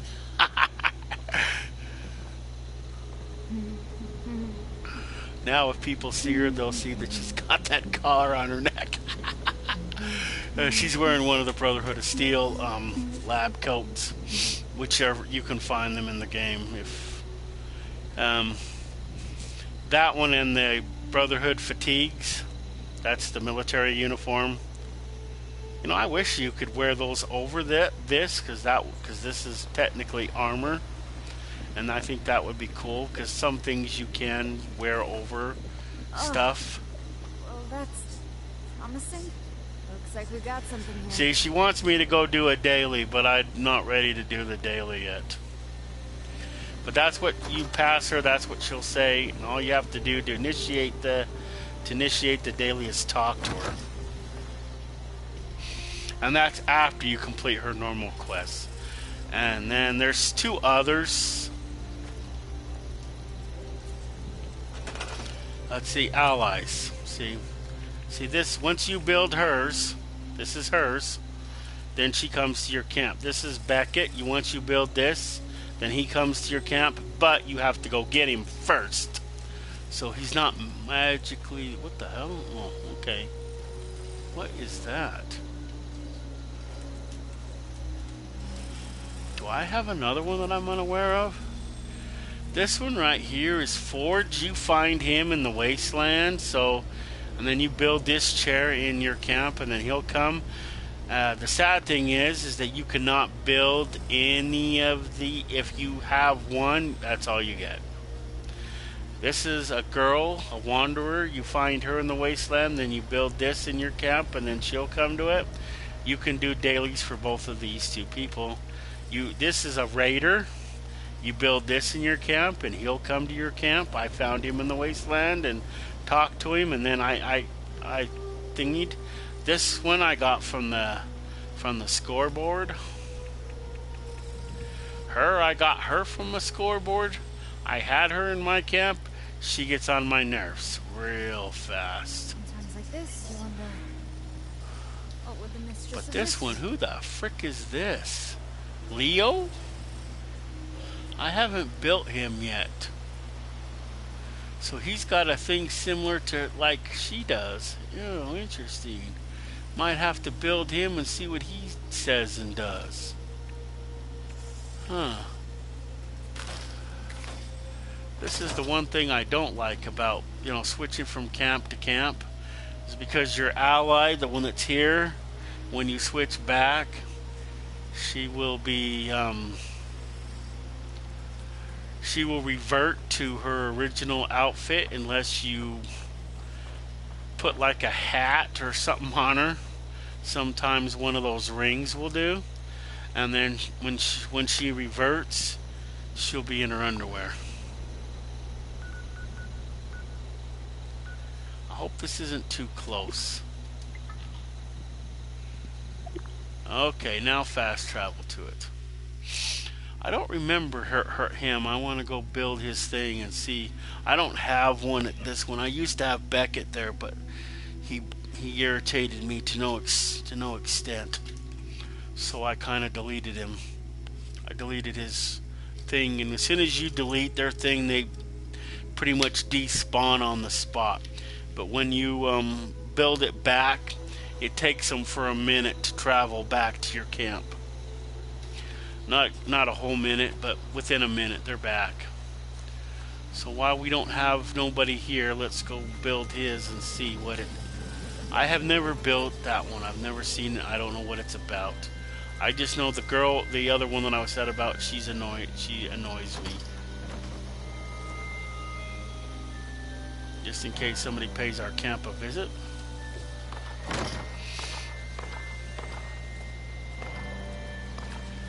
Okay, so I guess we'll store this or scrap it. It doesn't matter. Let's see, should we scrap it or move it? How much budget do I got? We're gonna have to scrap it. We're gonna have to scrap that too. So we don't want to build hers. We want to build this one. I haven't built this ally before. Let's see. Now let's give him a minute to show up.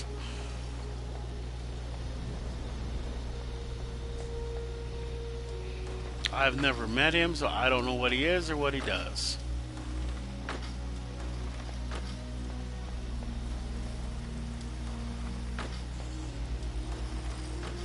See, that shutter right there is taking some damage. I do have Scorch that shoot at my camp constantly from across the street. You know, I have this theory.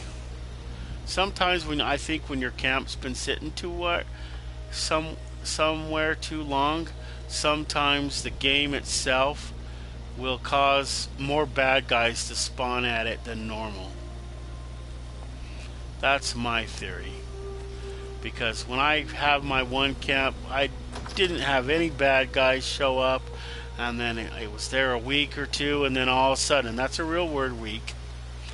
And the next thing I know, I got freaking bad guys in there left and right.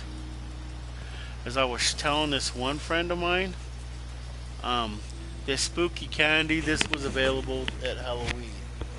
But it's still available. You just can't, I don't know if you can buy it at a vendor or not. But I still have a lot of it, so you use it. But if you eat a piece of the candy, it's like drinking Nuke Shine. If you know what Nuke Shine is, then you know what I'm talking about. If you don't know what Nuke Shine is a alcohol beverage that you make through the course of that mission I was pointing out at the beginning of the stream. And when you drink it, you know, everything goes blue and everything else, and then you will randomly respawn from wherever you are and respawn in a location within a couple of minutes. So where you end up is not of any of your control. This is one of my favorite things because I put this in this tree. This camp module, like I said, and hundreds of times, I'm not sure. This, once you place your camp, this becomes furniture. You can move it anywhere you want. But it's also important to know where it is because it matters. Bad guys will spawn on it. You will always spawn north of it, which is why I always end up over here, right about here when I respawn because of where it is. The placement of it is where you spawn according to a certain. You might want to play around with it, but once your camp is placed, you can put it anywhere you want. Like when I built my camp, guess where it was? It was right here by this rock, or this log. It was right here somewhere, and I couldn't build my camp on it, so I had to move it. So it does move. Somebody tells you it don't, they bump their head. And depending on how determined they are at telling you that it can't move as to how hard they hit them at their head. Now, if they insist upon it that it can't be moved, then they hit their head on a rock. If it's a little hesitation, then maybe they clock themselves with a rock, with a small rock or a twig. But it moves. But I don't want to move it because I like where it is, and it's a pain in the butt to get it kind of where it is.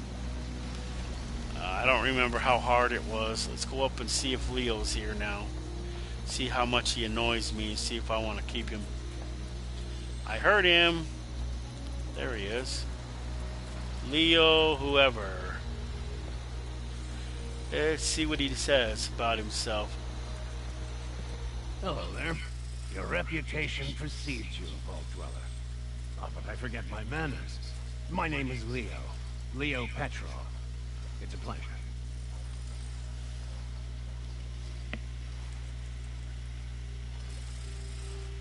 Are you surprised? Locals tell me you are quite active here in Appalachia. Some even describe you as exceptionally capable. I must ask, despite knowing it is strange to do so in a first meeting, do you happen to have a Nuka-Cola Classic? I have run out.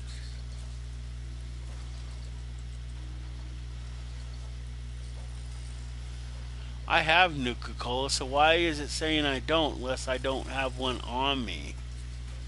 What a shame. I was thirsty. Well, I'm sure you're wondering why I'm here. To be Yes. blunt, I believe we can enter a partnership. As a former security officer for the Nuka-Cola Corporation, I'm sure you will find me useful.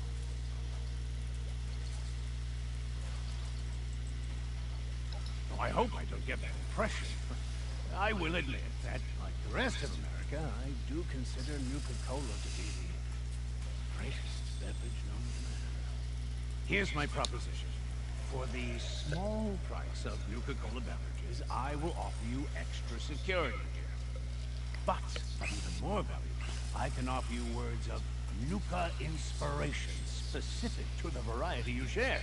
Think of it as a sort of motivational pep talk.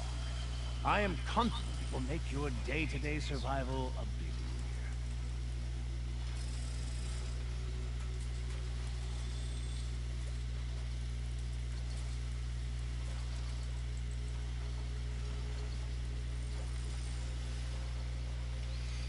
easier. It's a deal, but don't try anything funny. Believe me, nothing malicious will happen on my account. I look forward to our future together. So, I've never talked to him. That was my first time. I don't even remember how I got him. I might have bought him from the Nuka World on tour. So, but all I got to do is give him a Nuka-Cola, and I can make him wear anything I want him to make him wear.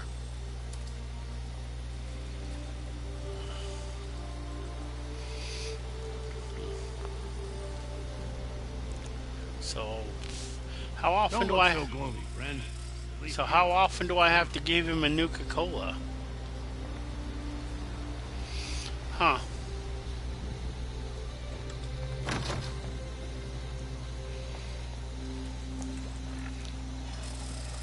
But see, once I got him upstairs, I can't make anybody else.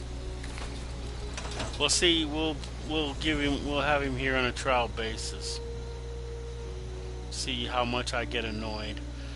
I could have swore. No, let's see. What is it that I have that makes Nuka-Cola?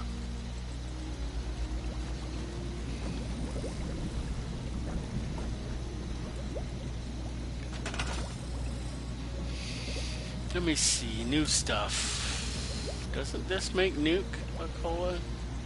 No, that's just a plaque. This... No, I just got this from the scoreboard.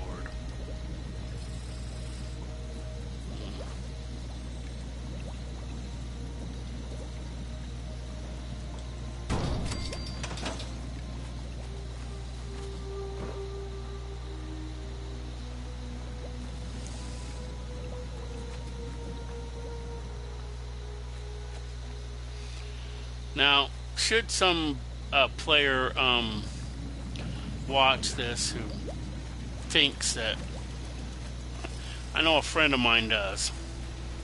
He thinks he has to, when he goes to movies camp, he thinks he has to go and go around and everything that you've picked up, like this, and that you have to pick all that up and at least store it before you move your camp. No, you do not.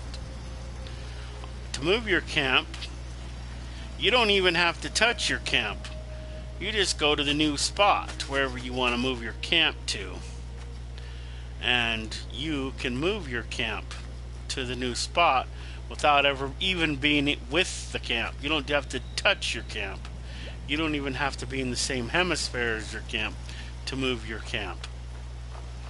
Once the camp is moved, everything is stored. When you listen to the Overseer's tape, Let's see, which one is that? The first one, I think. Let me see. She basically tells you all this. Let me see, I still have it. Let me see. I kept all the holotapes.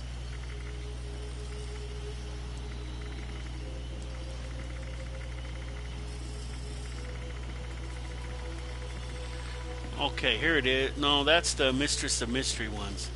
These are the ones that you get snooping around inside there. These top three here. This one, not that one, not that one, not that one either, but this one, this one, this one, this one, this one, this one, this one. All those you get from doing the quests. But the production logs, that's Mr. Winters. That's Shannon Rivers. She's the Mistress of Mystery. This is her husband's logs right here. The infirmary log, I forget what it's about. And then these holotapes is what you rescue. And this is one you get from the council chambers. Yes, there's a council chamber down there. Okay, let's see here. None of these. It's this one right here. Overseer's log, south of Vault 76. I knew this wasn't going to be the Appalachia I remembered, but mutated animals, haywire bots, no people so far. We have to be ready to rebuild in what I can confirm is hostile territory. Fortunately, Vault Tech was prepared. You see this? The cooking station, the stash box, the workbenches, all built with the camp. You need a home base out there. The construction and assembly mobile platform is designed to give you one. Just add resources, planning, and a little elbow grease. When you move your camp, everything you've built is stored, ready to be placed back down in the new area. Use this to establish a foothold whenever you're in unfamiliar territory. I've left my camp behind so you can use it. I know I'm breaking my own advice by not taking it with me. But after seeing Appalachia for myself, I need to make sure every resident of 76 has a safe haven they can start from. I'll make do without it. If it's still standing, the town of Flatwoods is further down this road. Find me there. This is the Overseer, signing off. So this holotape that we just listened to is the second holotape that you get, and this holotape you will actually receive this holotape right here in her camp, in her stash box that she has. There's two. There's one that's hers, and then there's another one which we can use, and that I mean everybody. So every player can use it. And basically, she tells you what you need to know about the camp. See, when you move the camp, everything is stored. See, my big building right here, though, it is stored, and I can put it back down, but it doesn't go back down correctly. As a matter of fact, I have to, there's an option to try to restore it, and then it breaks it all up into pieces, and then it's all stored in pieces, and then I can go and rebuild it, but then I have to, as the word implies, I have to rebuild the whole damn thing. But all the parts and materials are all there, and as long as you store it and not scrap it, you can rebuild whatever. But you cannot exceed your budget, so So some things may have to be sacrificed when you go to rebuild it, because sometimes I don't know, sometimes if there's any overlap, it sometimes works and sometimes it don't. It's kind of a iffy process. But like I said, she pretty much summed it up in that holotape, see? And she pretty much told you what happens. And that's why I don't understand when people listen to that and then they think that they have to move their stuff and they don't. Is this all my stuff?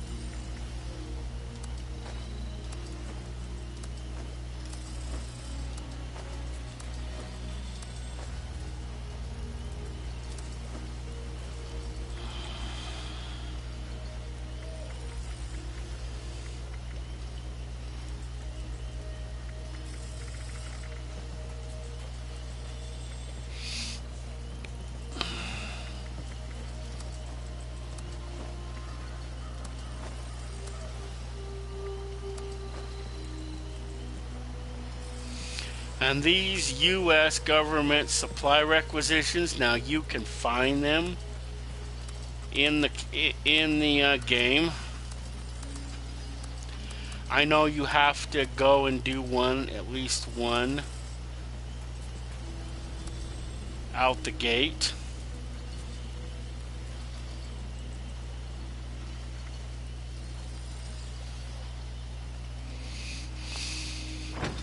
And all you do is you just take it up here to the relay tower.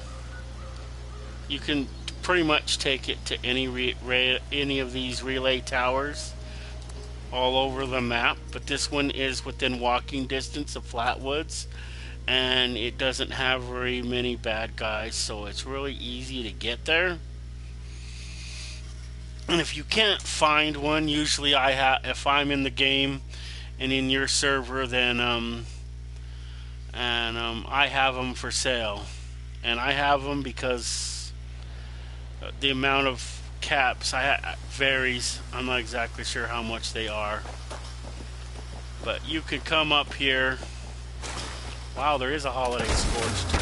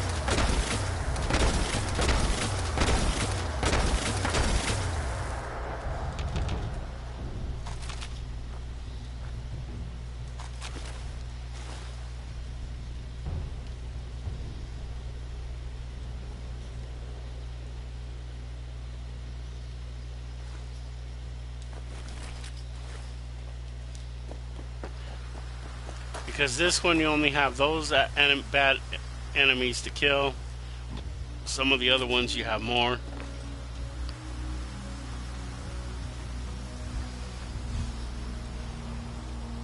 You gotta come in here and look around and make sure there isn't one up in here. Sometimes there's one up in here hiding.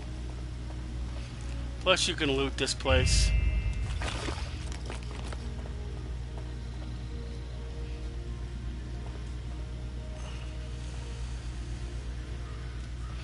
I don't even know what the cigarettes do. I don't smoke them, and I don't care to even try. Anyway, you come up here to this terminal. You don't select any options on it. You just put load holotape. You go find that holotape. Click on it. It'll punch up this menu. Push yes. Now the holotape is removed and consumed by the machine, and you now have an airdrop. And the game wants you to do this, so this will be one of your miscellaneous quest items. And now, does it is it trying to get us to go there or to the? Okay, it wants us to go down there. Okay.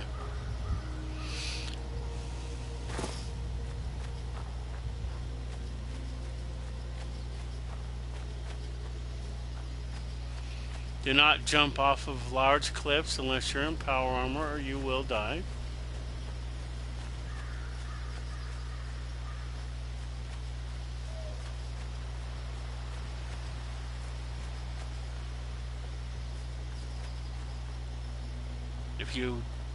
If you jump off of some, you will take damage. But the bigger they are, the what the fuck?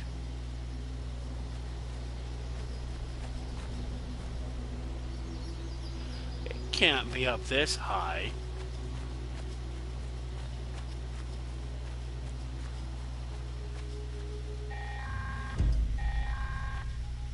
Automated warning to all responders.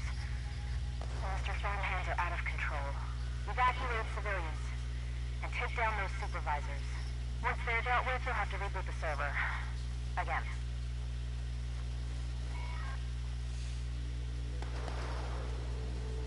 Where's my where's my drop?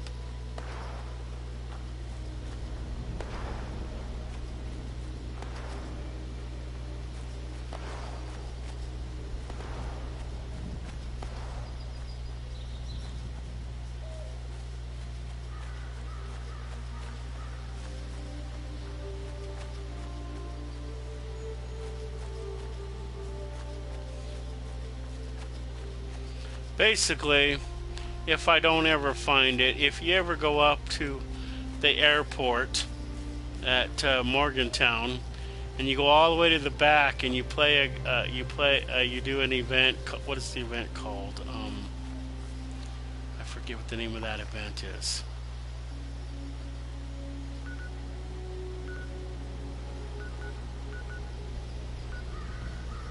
But anyway, there's an event there.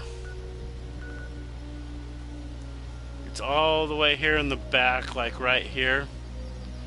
And if you trigger that event, you kill like about three different, 3 to 5 different things of Scorched. And at the end, you get a cargo bot and it drops you a supply crate. Basically, that's what it is. We got a supply crate. It drops it. The only difference is with this one is you don't have to do nothing to get it, usually. But I don't know where it dropped it. It's like it dropped it down there on purpose, so I'd have to do that event. But I can't find it. But there is a trick to it.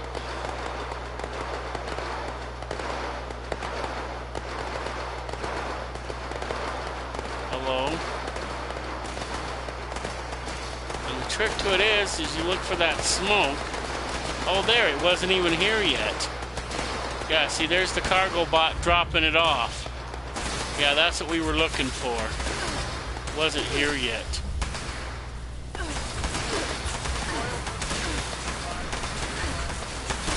All we need to do is come and pick it. I don't have anything to pick it, so I guess I don't get it. I've got rid of all of my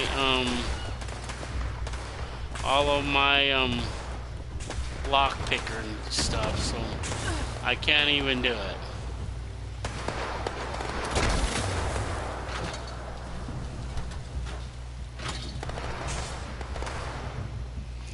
When you do this, when you do that mission there, you kill those 3. You don't have to kill the Mr. Handies. You only have to kill the supervisors, which are the Protectrons. Although, you know, shooting them and killing them is a good thing because you don't really want them shooting at you the whole time. Alexa, what time is it?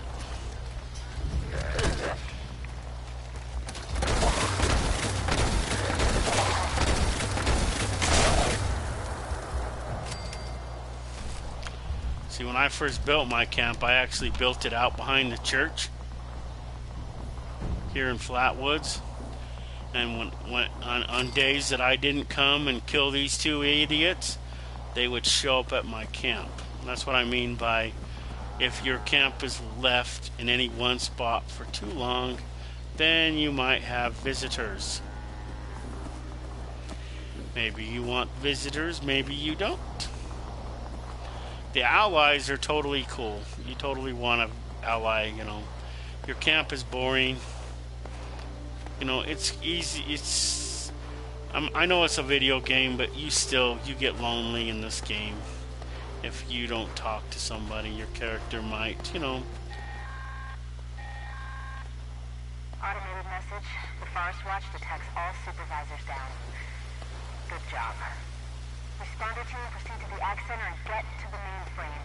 You need to reset the front-hand targeting parameters. But my camp was like right over here, and when I would always go looking for resources, I would always get too close to this.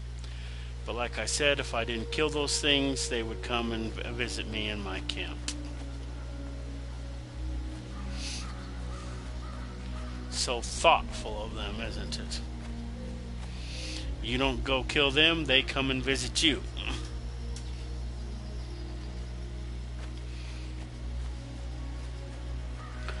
I still didn't bring anything to pick the damn locks.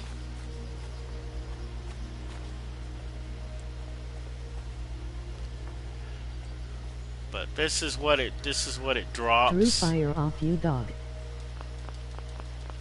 Huh? But this is what it drops off. And low. I'm not big on emotes.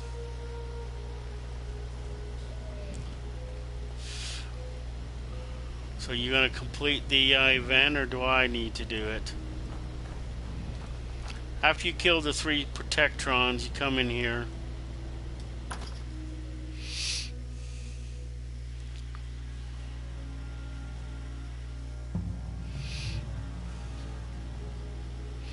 It's probably one of the easiest ones to do, because this is probably one of the first, you know, events that as a new player you should do. The Protectrons will be at your level, whatever your level is, so don't worry about that. You can ignore the Mr. Handies if you like I said. You want to rush as fast as you can down to... You can. I just pulled all the bots cause I know the suit has low resistances.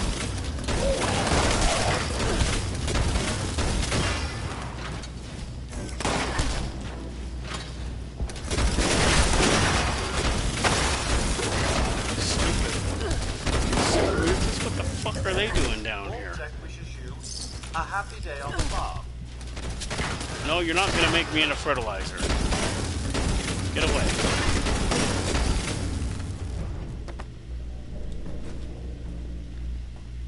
It doesn't fix all of them, but you come here, click on this computer, go down there at the bottom, click on that, you're done. Wham, bam, thank you, whatever you want to call it, and it's done.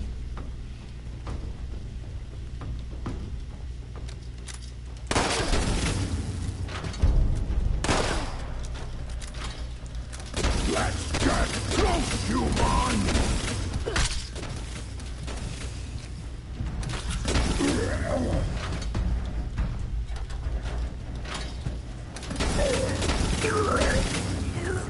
Yeah, well, at least I pick on people my own size or taller.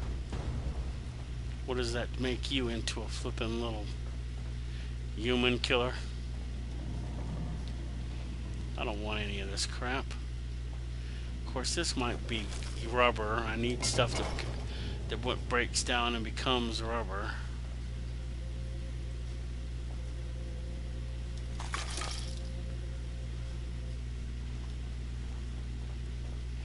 It must be part because there's two of us, so they must have spawned in the harder stuff.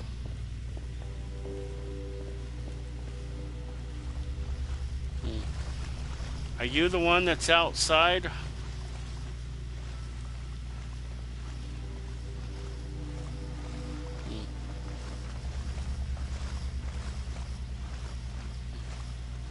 See, and this is another thing. See, the Overseer's Journey, this is a separate... Yes, sir. This is a separate part of that quest, and you got to go to get all 6 of these. And then you got to kill her ex-fiancé. So this is another side mission you got to do. That's why I think it did it on purpose, so you'd have to do this event. As a new player, that's one of the new, in addition to doing the quest that you pick up from the from doing Duchess's quest, and then you do this one for the Overseer, and then you do the responder quest in Flatwoods. You kind of do all 3 of those quests simultaneously, I think, to get them done.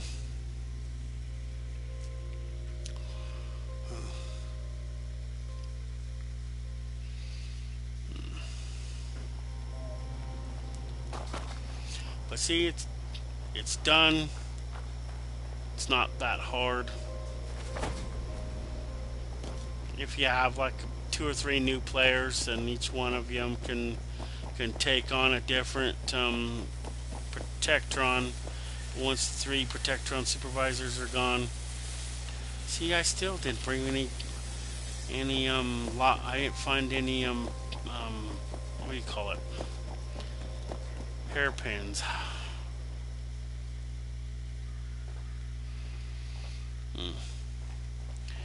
And one of the things, I don't remember if I mentioned it earlier in the video or not, but one of the ways that you can get the stim pack recipe so you can make stim packs is by doing Sophie's quests. I don't think you have to do it all the way. You just have to do it till you get to the flooded train yard. Unless you can get it by going down there and doing the flooded train yard without doing the quests. I mean, that is theoretically possible. But you do have to take on at least 2 or 3 smelly gasters. And they're pretty vicious. I mean, you can go down there and check and see if you need to do that. But when I did it, I did the quest and I went down there and took on those Salligasters, and I don't remember where and when, but I know that's where when I got the plan, the recipe. There's some good loot there. Who? And you get the recipe for that. And the things out in Flatwood aren't that hard. I mean, you find what's-her-face, she's over here, but you got to go register as a volunteer and then go around and do things and stuff. And then you got to find all the dead responders. I don't know if you have to figure out how they died, but I don't even know if you have to find all of them. You just have to see, like this one, you just have to pick up their survivor story and listen to it. I don't even think that's part of it. But I know what's-her-face, you have to find Kesha, because you need to get, and it is a quest item, so it won't be there unless you're doing the quest.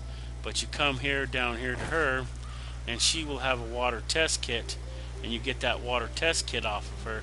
See, she doesn't have it right now, so you got to do that quest to get that test kit from her. And I know that's part of the quest. And then you got to go over and find Delbert Winters. He's over in his he's over dead in his another YouTuber went and did a lore video on these, and he said that a different Sophie, but Sophie came over here and she was an ex-raider and she killed him right there. But you got to find him, and this is where Reverend is. He's in his house. That's because that's what I remember having to do when I did this quest. And then he wants you to go cook some food. You can either go hunt and get a live one, or there's this dead one here that sometimes has meat that you can use. The top one is the one you want. You don't want the spoiled meat. Then you get that, and then you come over here and you cook it at the cooking station. That's part of that quest.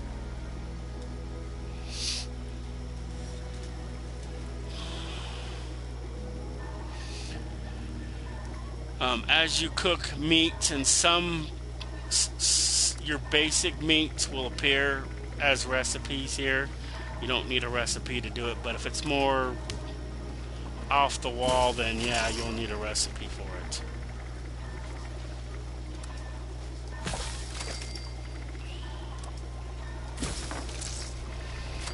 Most of it you'll just have to hunt it and kill it, and then you can cook it. You need Bob Ipins, bro.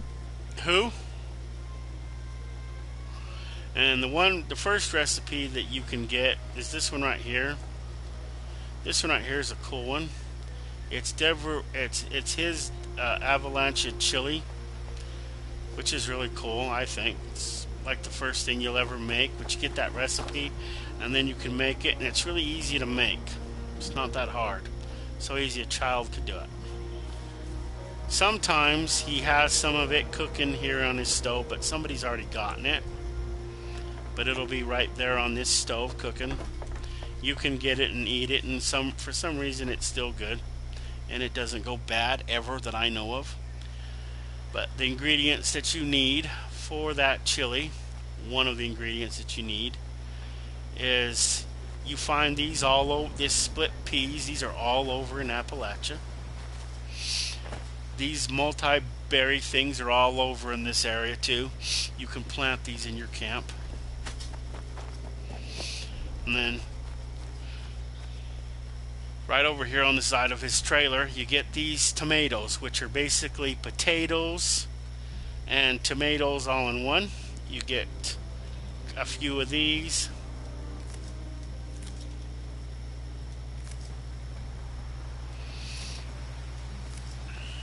If I remember correctly.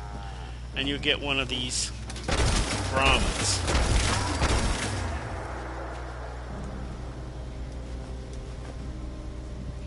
I don't know that I really want the hide, but did I get the split peas? I don't remember. The split peas you can't plant in your camp, but the tomatoes you can. These are also over in the one garden over there, and they're on the side of the church. Am I stuck? I better not be.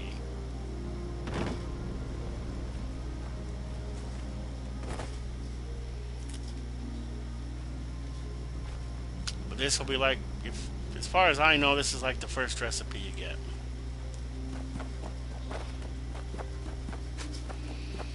And then you come down here and you cook it. Once you've learned the recipe, you can then cook it. So you got to read it. Go down to all foods. There it is. Cook it. I can make me some more if I want. I just need some more boiled water. And I can make another one, but this is the first one you get. And then you go back out here to, it's all foods. And then you can cook the rest of the meat. My advice though is don't jump the gun on any of this. The chili I think you can, but the meat don't. Don't cook any of the Brahmin meat until it tells you to. You can talk to her, but she's a waste.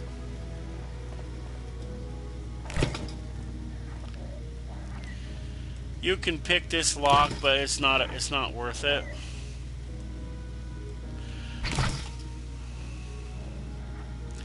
You can pick these locks too. This one ain't worth it, and all you have to do if you want to get in that is, it's kind of mean, but it's kind of necessary. You just kill this possum, although I'm not gonna. But you can kill this possum right here, or you can kill anything right outside this wall, as long as it's within a good distance of him, and you can loot his body without ever touching him, because the game has this thing where you can loot a body, and anything that you've killed in the vicinity will automatically, anything that's dead that's lootable in this vicinity, you can loot it without ever touching it. See, like if I wanted to loot this, you just go nearby corpses, you click on that, and it'll show you all the nearby corpses.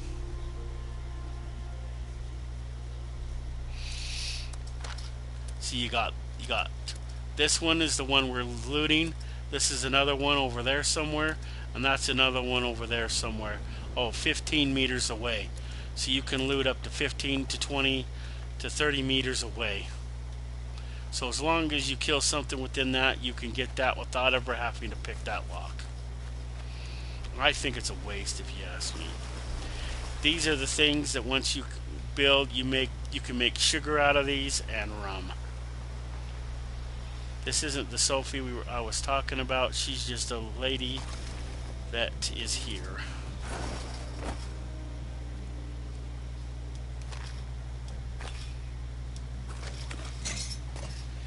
And that dude, when you loot him, he tells you about his stash. Well, his stash is right up here.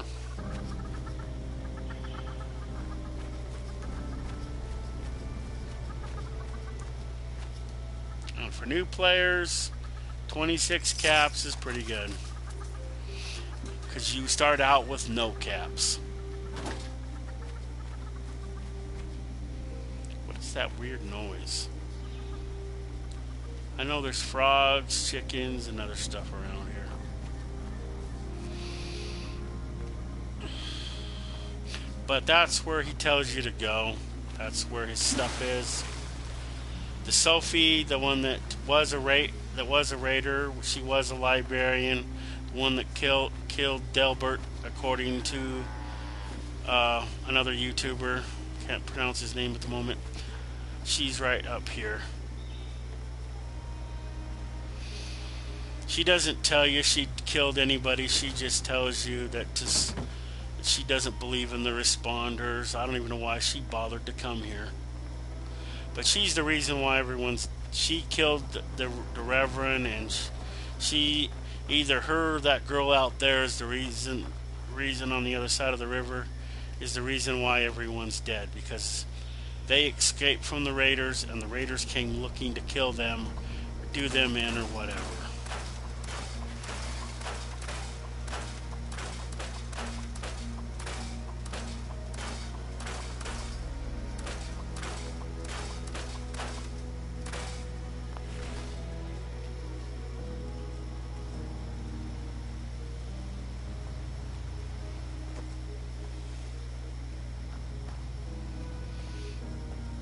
And to join the responders, to complete that quest, you just have to come into this building right here, log into this computer, and do what it tells you to do.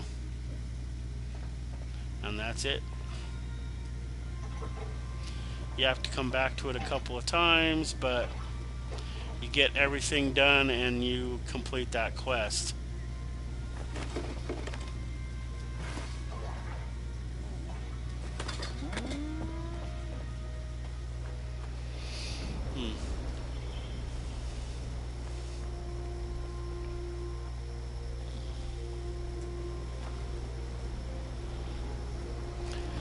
This character's name, just so we don't get confused, this is my Maxine character. The other character is my Rachel character. My higher character is Maxine, my lower character is Rachel. I have a third character, but I haven't been promoting her lately. There might be some videos lying around of her completing those same quests, but I went back and redid them a little differently for her.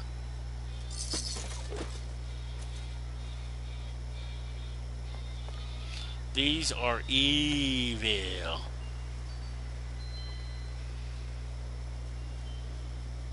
You know, this lady does not look like her grandma. You listen to the voice in that recording, and that does not look like her.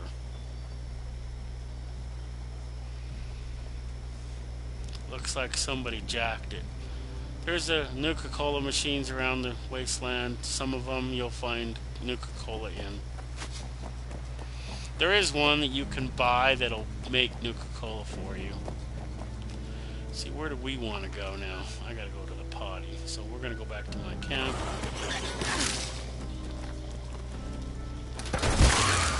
Stupid mole rats.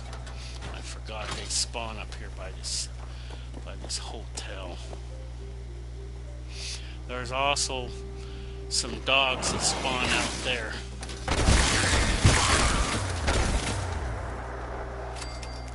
Now guess what, assholes? You're gonna be my dinner instead of vice versa. And even if they would have killed me, you know, I still wouldn't be their dinner. I would respawn. But them, we're gonna go cook their stupid asses and eat them.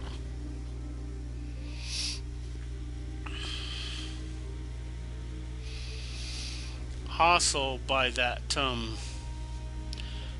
recipe for the chili stuff. The chili was, there's other recipes that are from Delbert Winters. They're lying all over the wasteland. There'll be a plan there for the jumpsuit that you get at a 76 thing, you know, and that's just so you can make more of them. You can't make more of them. Even the fact is, even if you have one, if you accidentally sell it or you still want to wear it and you accidentally don't have the plan for it, it's accidentally gone. So if you can find those plans, then I would advise you to get it. I think I have them on sale in my thing here. Let's go look under notes. See, this is the large generator. That's not how much it costs. It says 100, but that's bullshit. Because when I went and bought it from a vendor, it was almost $200, but because it cost me like 25 caps to go to get it, then that cost is included in the price. That's why it's so much. Plus the extra 5, because every time you sell something in these vending machines, the house takes a cut of 5 caps. So if you see these and the price is 5 caps higher, that's why. Sometimes I don't do it, sometimes I don't care. See, here's the stim pack recipe. It says it's only 500. Why do I got it for 9 then? I'll just have to kill that one then and redo it. This is 250. These are 250. These are 200. These are 10. This is 100. This is 250. 250. I gotta go to the potty. I can't hold it anymore.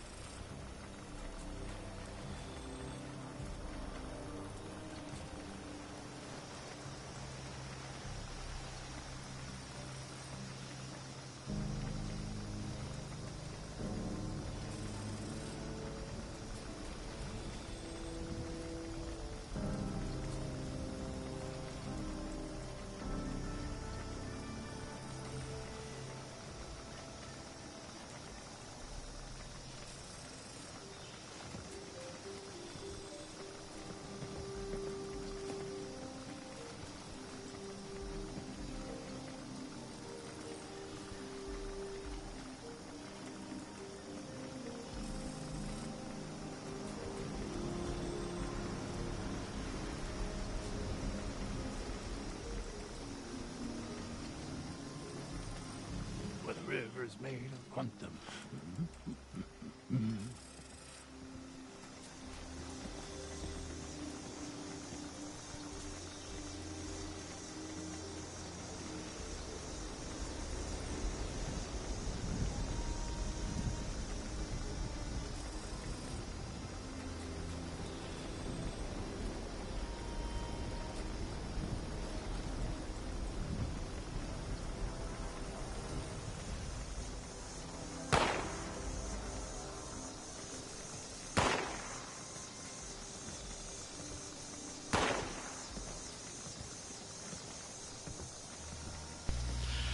Oh, that's a relief. So this is a general information video.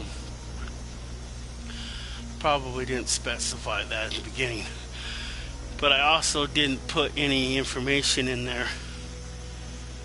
Assigned items from stash to offer them for sale.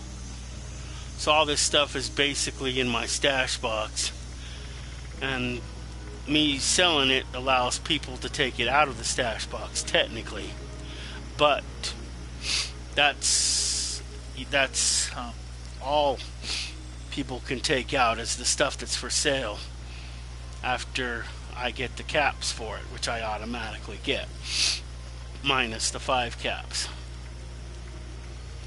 Other than that, you have no player has any access to any other player's stash box. They are 150% secure. Even if another player blows it up, they can't take the stuff out of it. It's better than it's basically an unpickable thing. If they access it, they'll be accessing their own stash box, not yours, ever.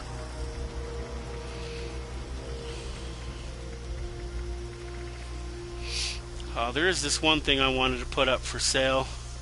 See if I still have it with me. And I was thinking about giving it to a player the other day, but I decided not to because it cost too much, and I think I had to buy it from another player. And then I accidentally got one. Broken toilet. This is how much?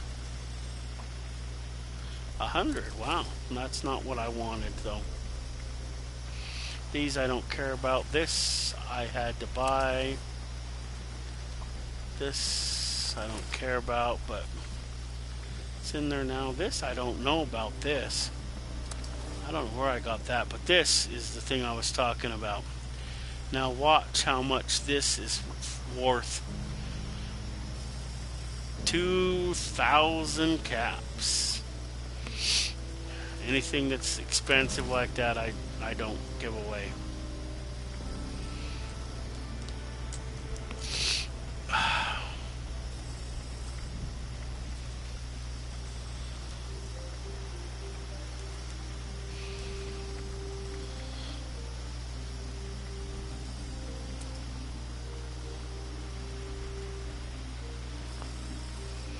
See, I can also access my stash box from here, but I can only put stuff in there for sale. So when I'm in front of it, that means I'm putting stuff in it.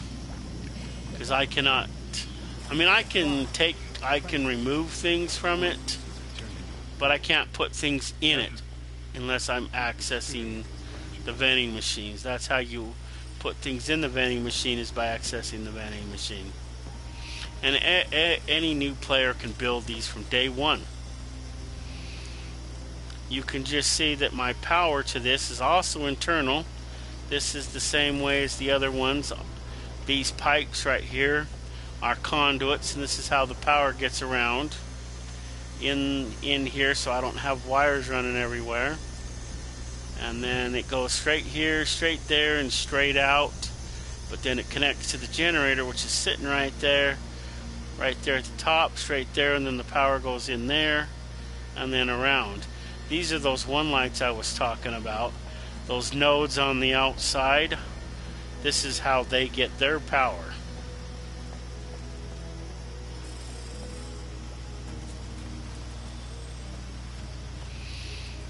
is by these nodes on the outside. Magically, the power is transmitted through the wood. And somehow it gets to them. I don't know how. That's why I say magic. See, this one I have these water purifiers. These ones are the big ones. They take 10 power. I don't know exactly what they created by it is. Also, this right here is the entrance to the shelter that somebody might get when they go to that other... Where is it? I know it's around here someplace. I have mine out here in the water. See, if you didn't have that card that I was pointing out, you couldn't be in the water without taking on rads. See, and there's the entrance to my shelter. That's what you build, and then once you build that, then you get the inside shelter. It's bare. You can create whatever you want in it. This is what I put in mine. This is some of the stuff that I've kind of been doing with mine. You can pretty much do what you want. I built mine into a midshift bar. This is where all of my musical instruments are. This drum set you have to buy with atoms. Everything else you can find the plans for in the game, like I said earlier. And I just kind of threw this together with the lights.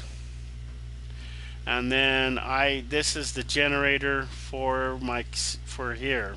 Is that thing there on the wall. And then these pictures I just kind of put up for decorative purposes. It's a kind of a thing in process. I had to buy these tables and chairs too. I also had to build these bar things, and I don't remember where I got the chalkboard. And I think I got this is a game. I got this from the scoreboard, I think, along with this contraption. These are food processor things and that. I didn't know where else to put them, and it didn't make sense to put them in here because this is mostly a thingy. But I built all of this. Your shelter will actually be here, but it builds funny if you don't put in walls. So knocking out this little bit of space doesn't really make a big difference anyway. But this is what the shelter looks like without the walls. And then you can build a door here.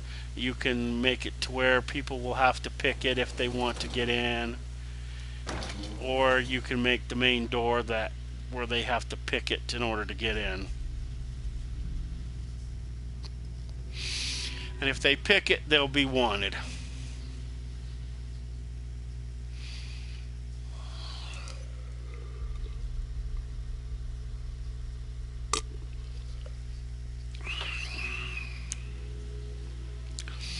So I guess this has been a long, lengthy video, and longer than I initially intended it to be. And I didn't do any missions because basically all the missions that need to be done are done. I've done all the missions that you do except for one. But it's kind of a work in progress kind of thing.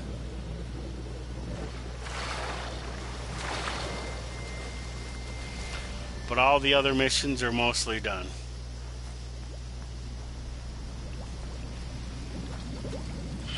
This I had to buy from This I had to buy from the Atom shop. This I won from the scoreboard.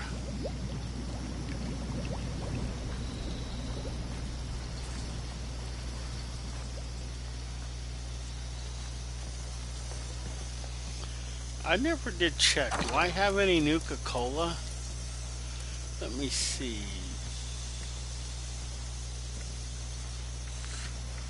See, that's that mysterious candy. I wonder what he'll do if we give him a Nuka-Cola Quantum. Let's take one. Let's go see what he does if we give him one.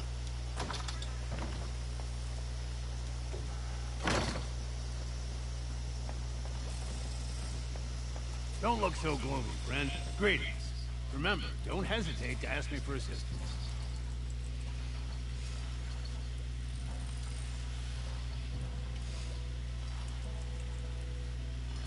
Ah, my favorite topic. What's on your mind?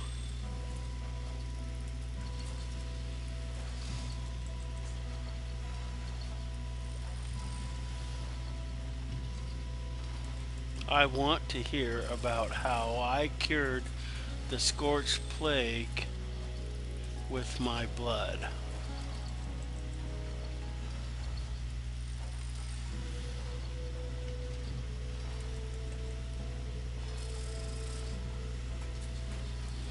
I want to hear. Why would I want I to? just popped in to say howdy, Commander. Have a good night, Haas. Who are you? You gotta tell me who you are, cause it doesn't tell. I don't have that set to where it tells me in game. Cause I think it takes away from the screen. So all it does is have a generic voice. So I won't know who you are. So you gotta tell me who you are if you want to say hi. Let's see what he said. And this has something to do with Nuka-Cola? A fascinating tale, I'm sure. Do go on.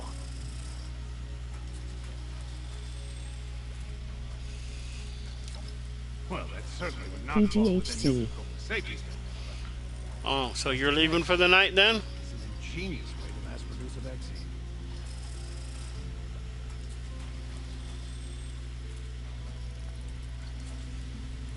Nuka Shine? Well, that's certainly not an official Nuka-Cola product.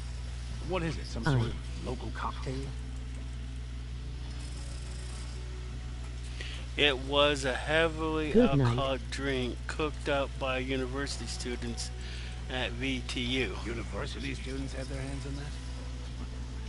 Nuka-Cola was, of course, aware of people's fondness for mixing their product with alcohol.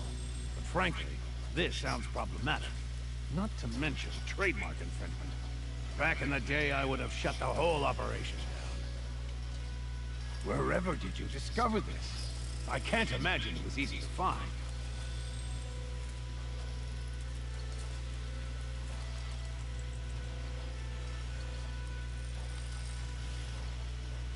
A speakeasy and a tattoo parlor? How curious. And a robo-brain made for alcohol testing. In some ways, that is ingenious. Maybe in the future, I'll run into this bid. I'm curious what kind of information I can pull from it. Then again, I'm no longer employed.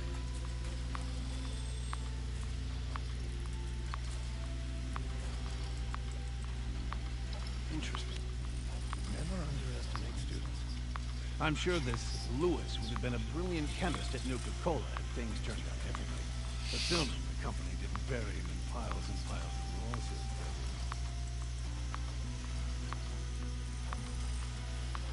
I have the receipt. Do you want it? I'm going to pretend you didn't tell me this. I want nothing to do with your unlicensed Nuka-Cola contraband.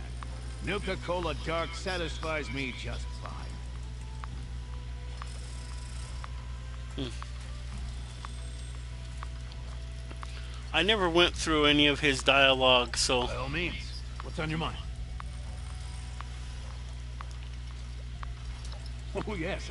I visited it before coming here. It was a splendid time. Despite it not being an official event.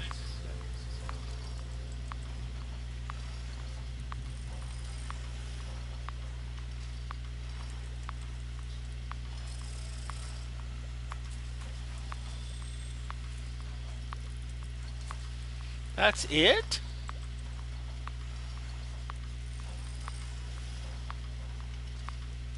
That's all I get? Sure.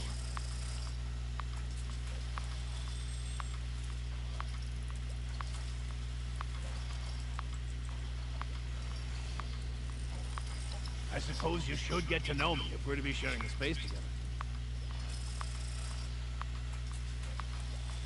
I'm surprised you're asking that. Nuka-Cola is the #1 drink of choice across America. It's difficult to find someone who doesn't like it. Are you not fond of Nuka-Cola? No, I like it.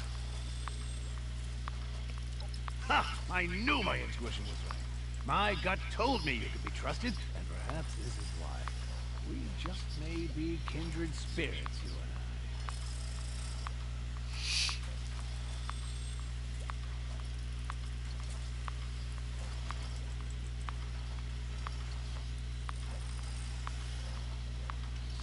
No, I'm not.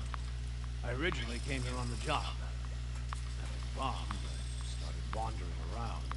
I do return to Appalachia from time to time. Yeah, I originally came here on a case. I suppose none of it matters now. After the bombs fell, my job ceased to exist. I tried to find my way home, but let's figure something out.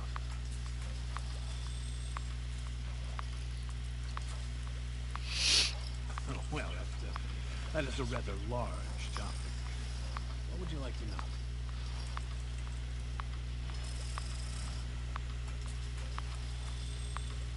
I must admit, I rather enjoyed my work. My time at the company raised my appreciation of the brand, and I realized something. Nuka-Cola created more than drinks. We offered an escape from the looming threat of war, and happiness to millions of children and adults alike. Remembering the smiles. I know, despite our mistakes, we did some good in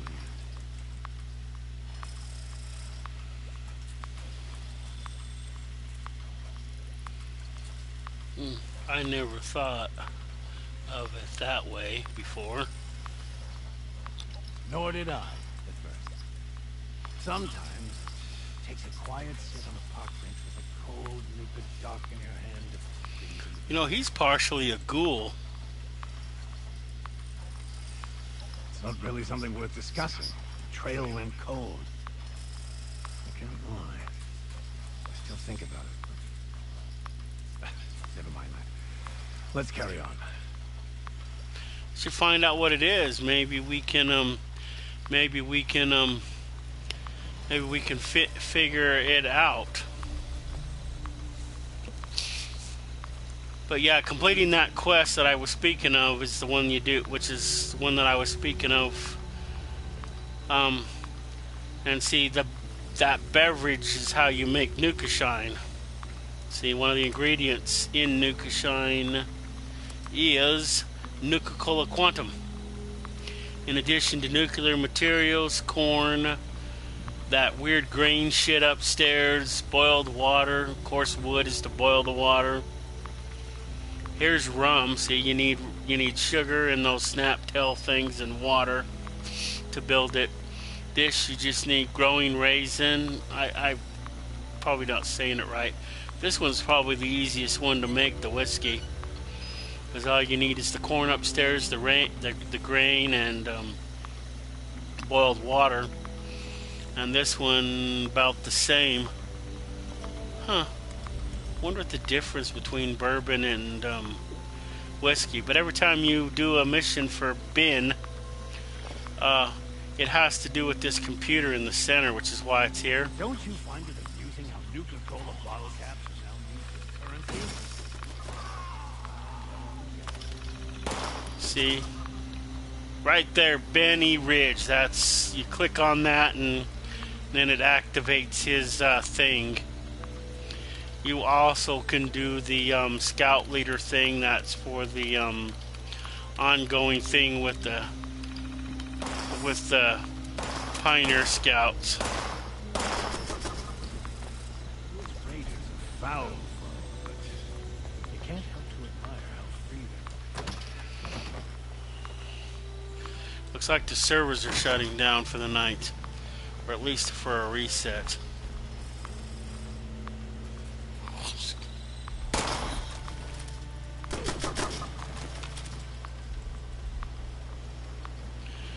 See, my camp hasn't even been here for an hour, and it's already getting more visitors. This is what I was talking about a little bit. How many of those holiday scorch did I kill? How many more do I gotta kill? I gotta produce 3 more things for rubber. 4 more of those. I still gotta go kill a death claw. Do I really want to go kill a death claw?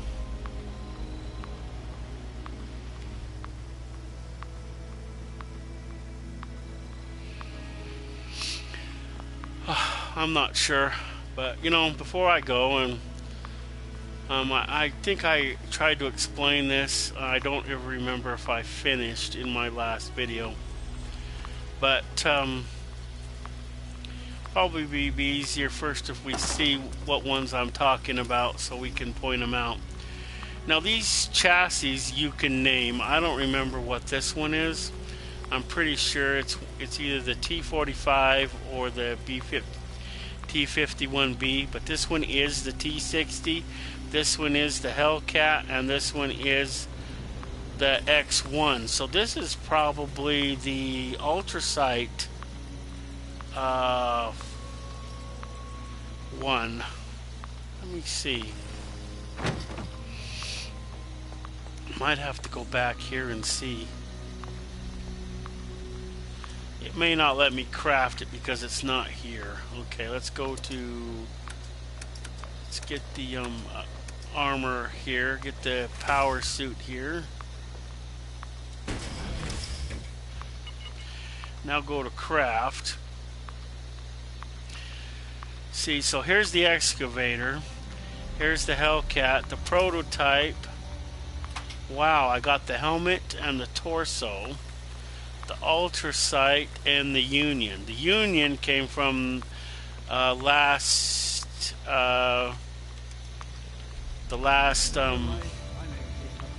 scoreboard we had. The Ultrasight and the prototype.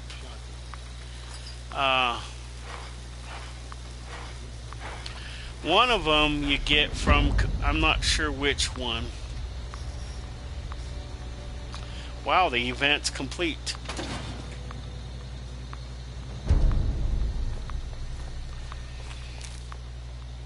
Interesting. It's good. Somebody went down there and retook it. Or they were finally killed and it's still my workshop. Anyway, there is a the old Brotherhood of Steel that was here when Avalanche formed. Basically, they were hiding out here at Spruce Knob Lake. Back then they were called Elizabeth Taggarty's Thunder. And when the bombs fell, and then they eventually became the Brotherhood of Steel after they moved up here to Camp Venture. I'm not going to go into too deep of their life or whatever, too much of their lore, just basics. So where the frick is it? So right here, they moved up here to Camp Venture, and they was there for a while. I don't know how long, and that's where the Brotherhood of Steel was formed, was right here while they were here. And then eventually they moved down here to, because that got to be too small for them, and then they turned Allegheny, this is a insane asylum, into Fort Defiance. And then when they found out about the Scorch Beasts, they tried to wipe out the Scorch Beasts, but were killed in the process. So we follow their trail down here through the bog, down here to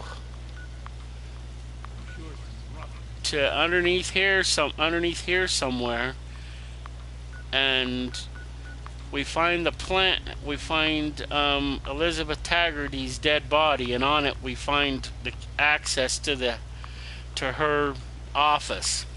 And on her computer is where the plans are. You download them, and it's one plans. That's all you get. You can't get more. You can't sell them. Even if I went back there, I could never get more. But they're on her computer. Here. The other ones you get from a computer inside the Enclave bunker or the White Springs bunker.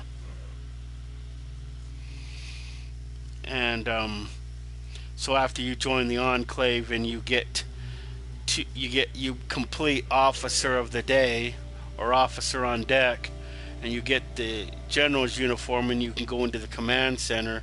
It's in one of the rooms off to the side. It's on a computer that you gotta go and look at anyway, and then you get the plans for that complete power armor. But we're gonna do this one. I don't know if I'm gonna have time to do the Enclave one. But after you go through there, you find the Scorched Beast, and you got to find her access, her password to get into her office, which is why you have to do all that, or you cannot. I mean, once you get your military ID, and that's why you have to join the military in the first place, so you can have access to the 4th floor. Once you get access to the 4th floor, it gives you access to the elevator. So you don't have to find your way up to the 3rd floor after you initially find your way up to the 4th floor. Then you can just go up through the elevator. So, but her office is still locked. So if you haven't registered your ID with upstairs, you can't do this. That laser grid will be red. But then when it's not, then you can go up to the 4th floor, which is right. Stupid game. And then when you find her, you find the password. But this is where the original Brotherhood of Steel was. This is where they moved to. And when they died, this is where they were no more.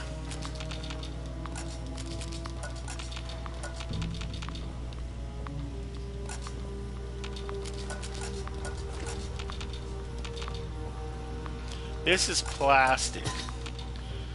Plastic is a good building block.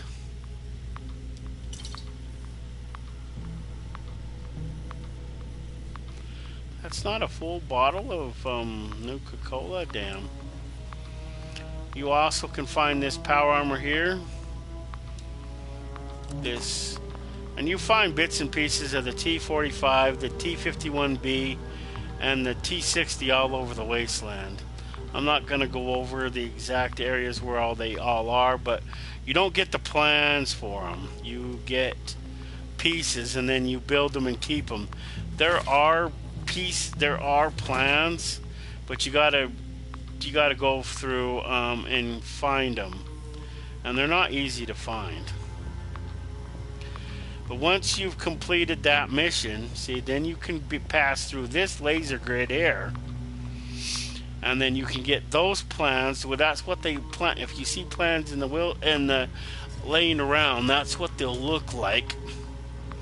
And then, see, I've already have these plans for an auxiliary, so I don't need them again. But you'll access Pilot Integrity's computer, and then you go down there. So the Ultrasonic Power Armor, you click on that, and you click on it again, and it's automatically downloaded into your Pip-Boy. You don't have to read it. That's why I said you can't sell it or anything else.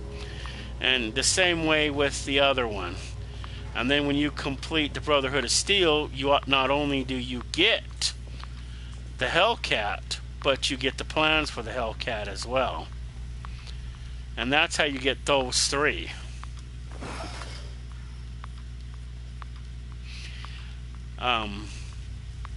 The first one you'd get is the excavator. And I don't know if there's any other posters that you can read, but I know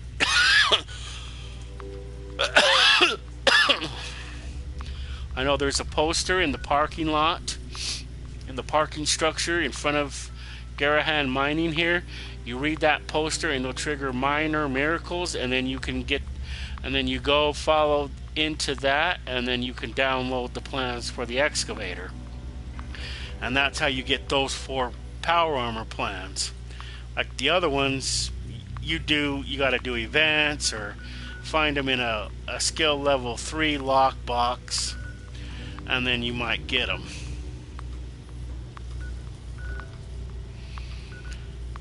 But that's the only way you get the other ones, the other 3 or 4, whatever ones.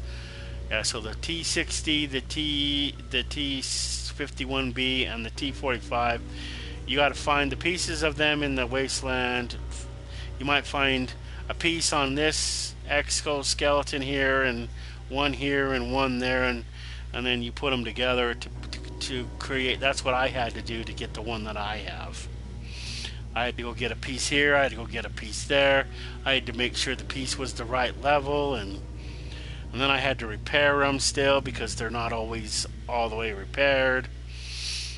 If you want them, you pretty much take them as is. But if you do events or you find them in a skill level 3 safe or Foot Locker or something, if you're lucky, you might find them in there, and that's how you get them. But the other ones, as you can see, are real easy to get. This I got from the scoreboard. Pretty nifty, huh? I thought I would build it. Is this broken? Yes. You can also come here and fix your broken shit. That's what happens when bad guys, they attack it. That's why you don't want things too low to the ground. I might have to raise those up a little bit, just so they're a little higher and harder to access.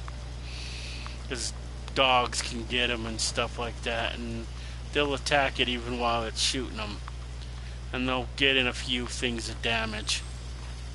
Sometimes it won't even be shooting at them, and they'll damage it.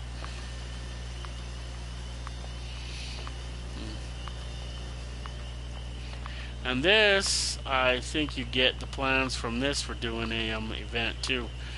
I think I actually found, I don't remember which event I did or thing I did to get that. This you can go buy at a vendor, or you can find them in the wasteland if you don't want to wait to get this garage door. The warehouse building thing, you get this at one of the vendors. That's where I bought it from. The wood one you come with. The top one, of course, is the greenhouse one, and I had to buy that with Adams.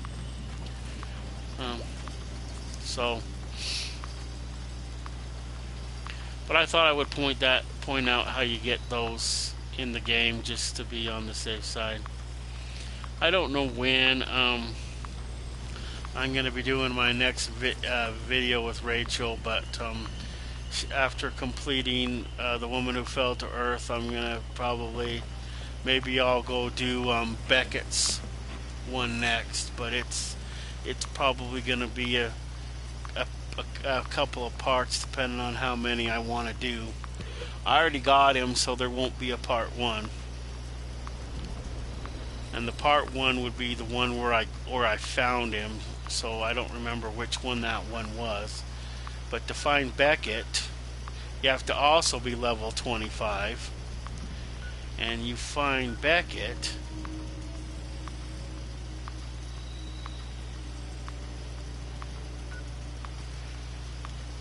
right here at the Rolling Labor Camp, which is basically it's a shovel, one of those shovel things that shovel out ore and shit. They locked him, the Blood Eagles here. This is their camp. That's what this is any of these are Blood Eagles camps. You go there, you have to fight, and first you go find him, and then you got to go and kill all them off to get the key to unlock him, and then you get him, and then you have to go and get something from Sludge Works, which is right here, and then but you get him out of there and he goes to your camp. You just do this to get his personal belongings, and then you go build his camp, and you don't have to build this. You don't have to necessarily do this, but he would like you to do this before you, because I think the schematics for his bar are in his property, so you can't build it unless you get that. I think. I don't remember. But once he's built in your camp, then you mostly kill blood eagles for him, and but he kills the final one for you. Spoiler alert, it's his brother, which he thinks initially he thinks he's captured by the blood eagles, but then he becomes their boss. But you kill him in the end. It doesn't depower the blood eagles. They're still the same formidable foe that they are throughout the game. They just don't have backing anymore, so they just pretty much run amok. But that's what you mostly do for him, is kill them, undermine this, destroy their supply of buff out and stuff like that. We'll probably be going over that more in with Rachel. But I figured that was an overview of what I might be trying to do next week. And as far as I know, I still will be doing videos all next week. The week after, I don't know whether I will or not, because of the eventuality I will be homeless and I will not have a place to make the videos, so I won't even be online anymore. So I won't even be playing for a few months, whilst I find a new place, get some stuff worked out and stuff. I don't know how other people are evicted from if you're in an apartment. I don't know how that works. Here, they serve you with a 3-day notice, pay to vacate, which they didn't do. But we couldn't pay our rent anyway because my son lost his job. And the reason he lost his job is stupid, and I'm not going to say that, the here's and the whys and the whatnots about that, unless it's to somebody who asks, and specifically somebody who wants to help me out. I don't know how to send donations. The only thing that I have right now is a PayPal, and that's the same as my email address, which is Commander Starbuck at Yahoo. I don't know what account information beyond that to give people so they can make donations if that's where they want to make them. That's the only open avenue that I have at this point. So if anybody wants to make a donation, all I know is it's Commander Starbuck, which with 2 M's, not 1. It's only 1 M because PlayStation only allows you so many characters, and I had to sacrifice one of the M's, or I would have had to lost my K, or one of my other letters that I need. So the 2 M's, one of the M's was sacrificed for that purpose. But it's with 2 M's. If you need any other information to donate, I'll look into the PayPal a little bit more.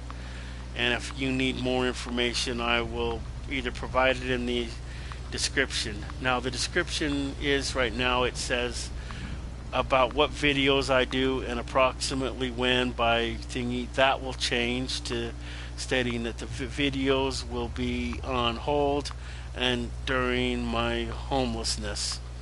So I will not be doing any more videos during my homelessness period, and they won't resume until I am no longer homeless. And so I wanted all my current subscribers and all of my people who may subscribe to know why I ain't doing videos, and this is why.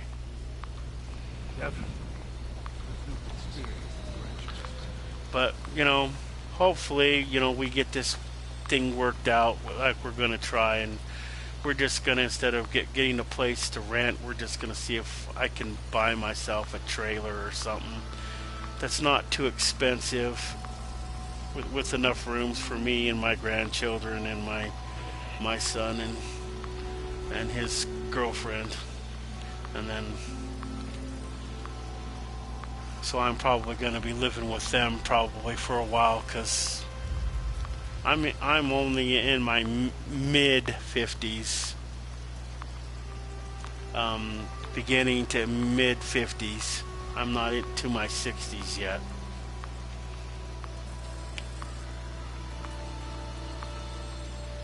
But it gives you an idea of how old I am. But I also have diabetes, so it's not a good thing for me to be homeless for too long, because of I won't be able to take care of my diabetes correctly, and who knows. My ex-wife already died, but she died of stupidity. I have my theories as to why she died, but the autopsy isn't back yet, and she just passed away briefly back in October, so hopefully they buried her, but I don't know. So we're down to our last 2 minutes, so before the server shut down. So I'm just gonna let even though the servers will shut down, the video will continue until I actually shut it down. But I'm pretty much gonna shut it down at the end of the servers, when the servers shut down. So I hope whoever watched this video enjoyed it. Hope it wasn't too boring for you. If you have any suggestions, you can leave them comments.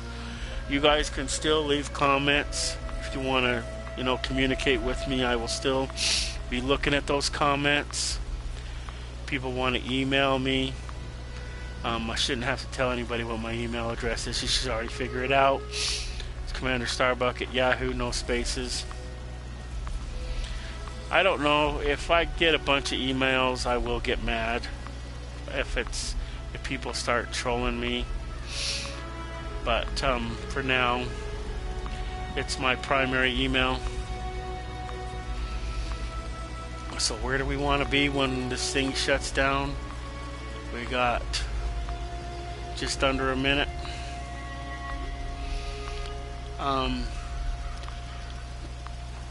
So these guns are an upgraded gun. You have to have a home defense card perk to get these. Other than that, they have the 3 tripod ones. We're getting down to the wire, so I guess we'll be seeing everybody in the next video. If you would like to donate, like I said, I only have the PayPal, and as far as I know, it's just Commander Starbuck at Yahoo. That's what I think you use. I'm not sure what you use. Wow, there we go.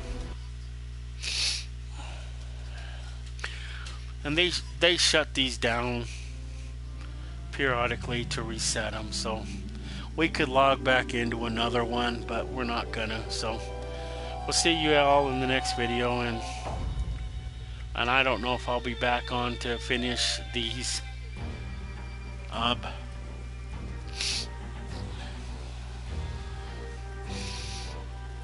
challenges or not. Here's what the new scoreboard looks like if you haven't seen it.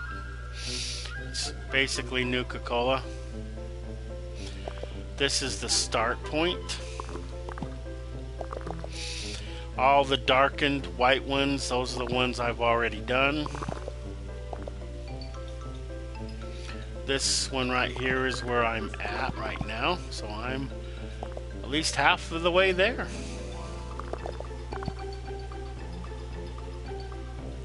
So I get a Nuka-Cola Paint Classic for doing that. Wow. What's the next one? I'm kind of hoping I get this one or this one.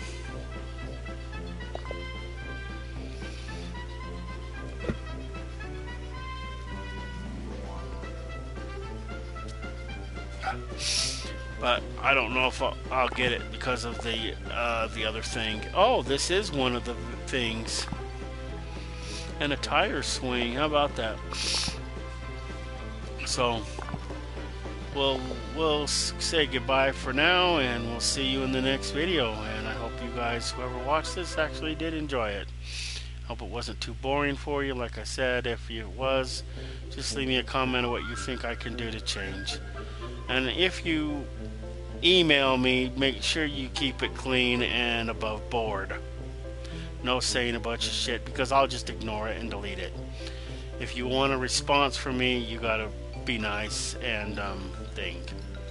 I have enough problems. I don't need other people adding to them, okay? So have some respect. And we'll see you all in the next video.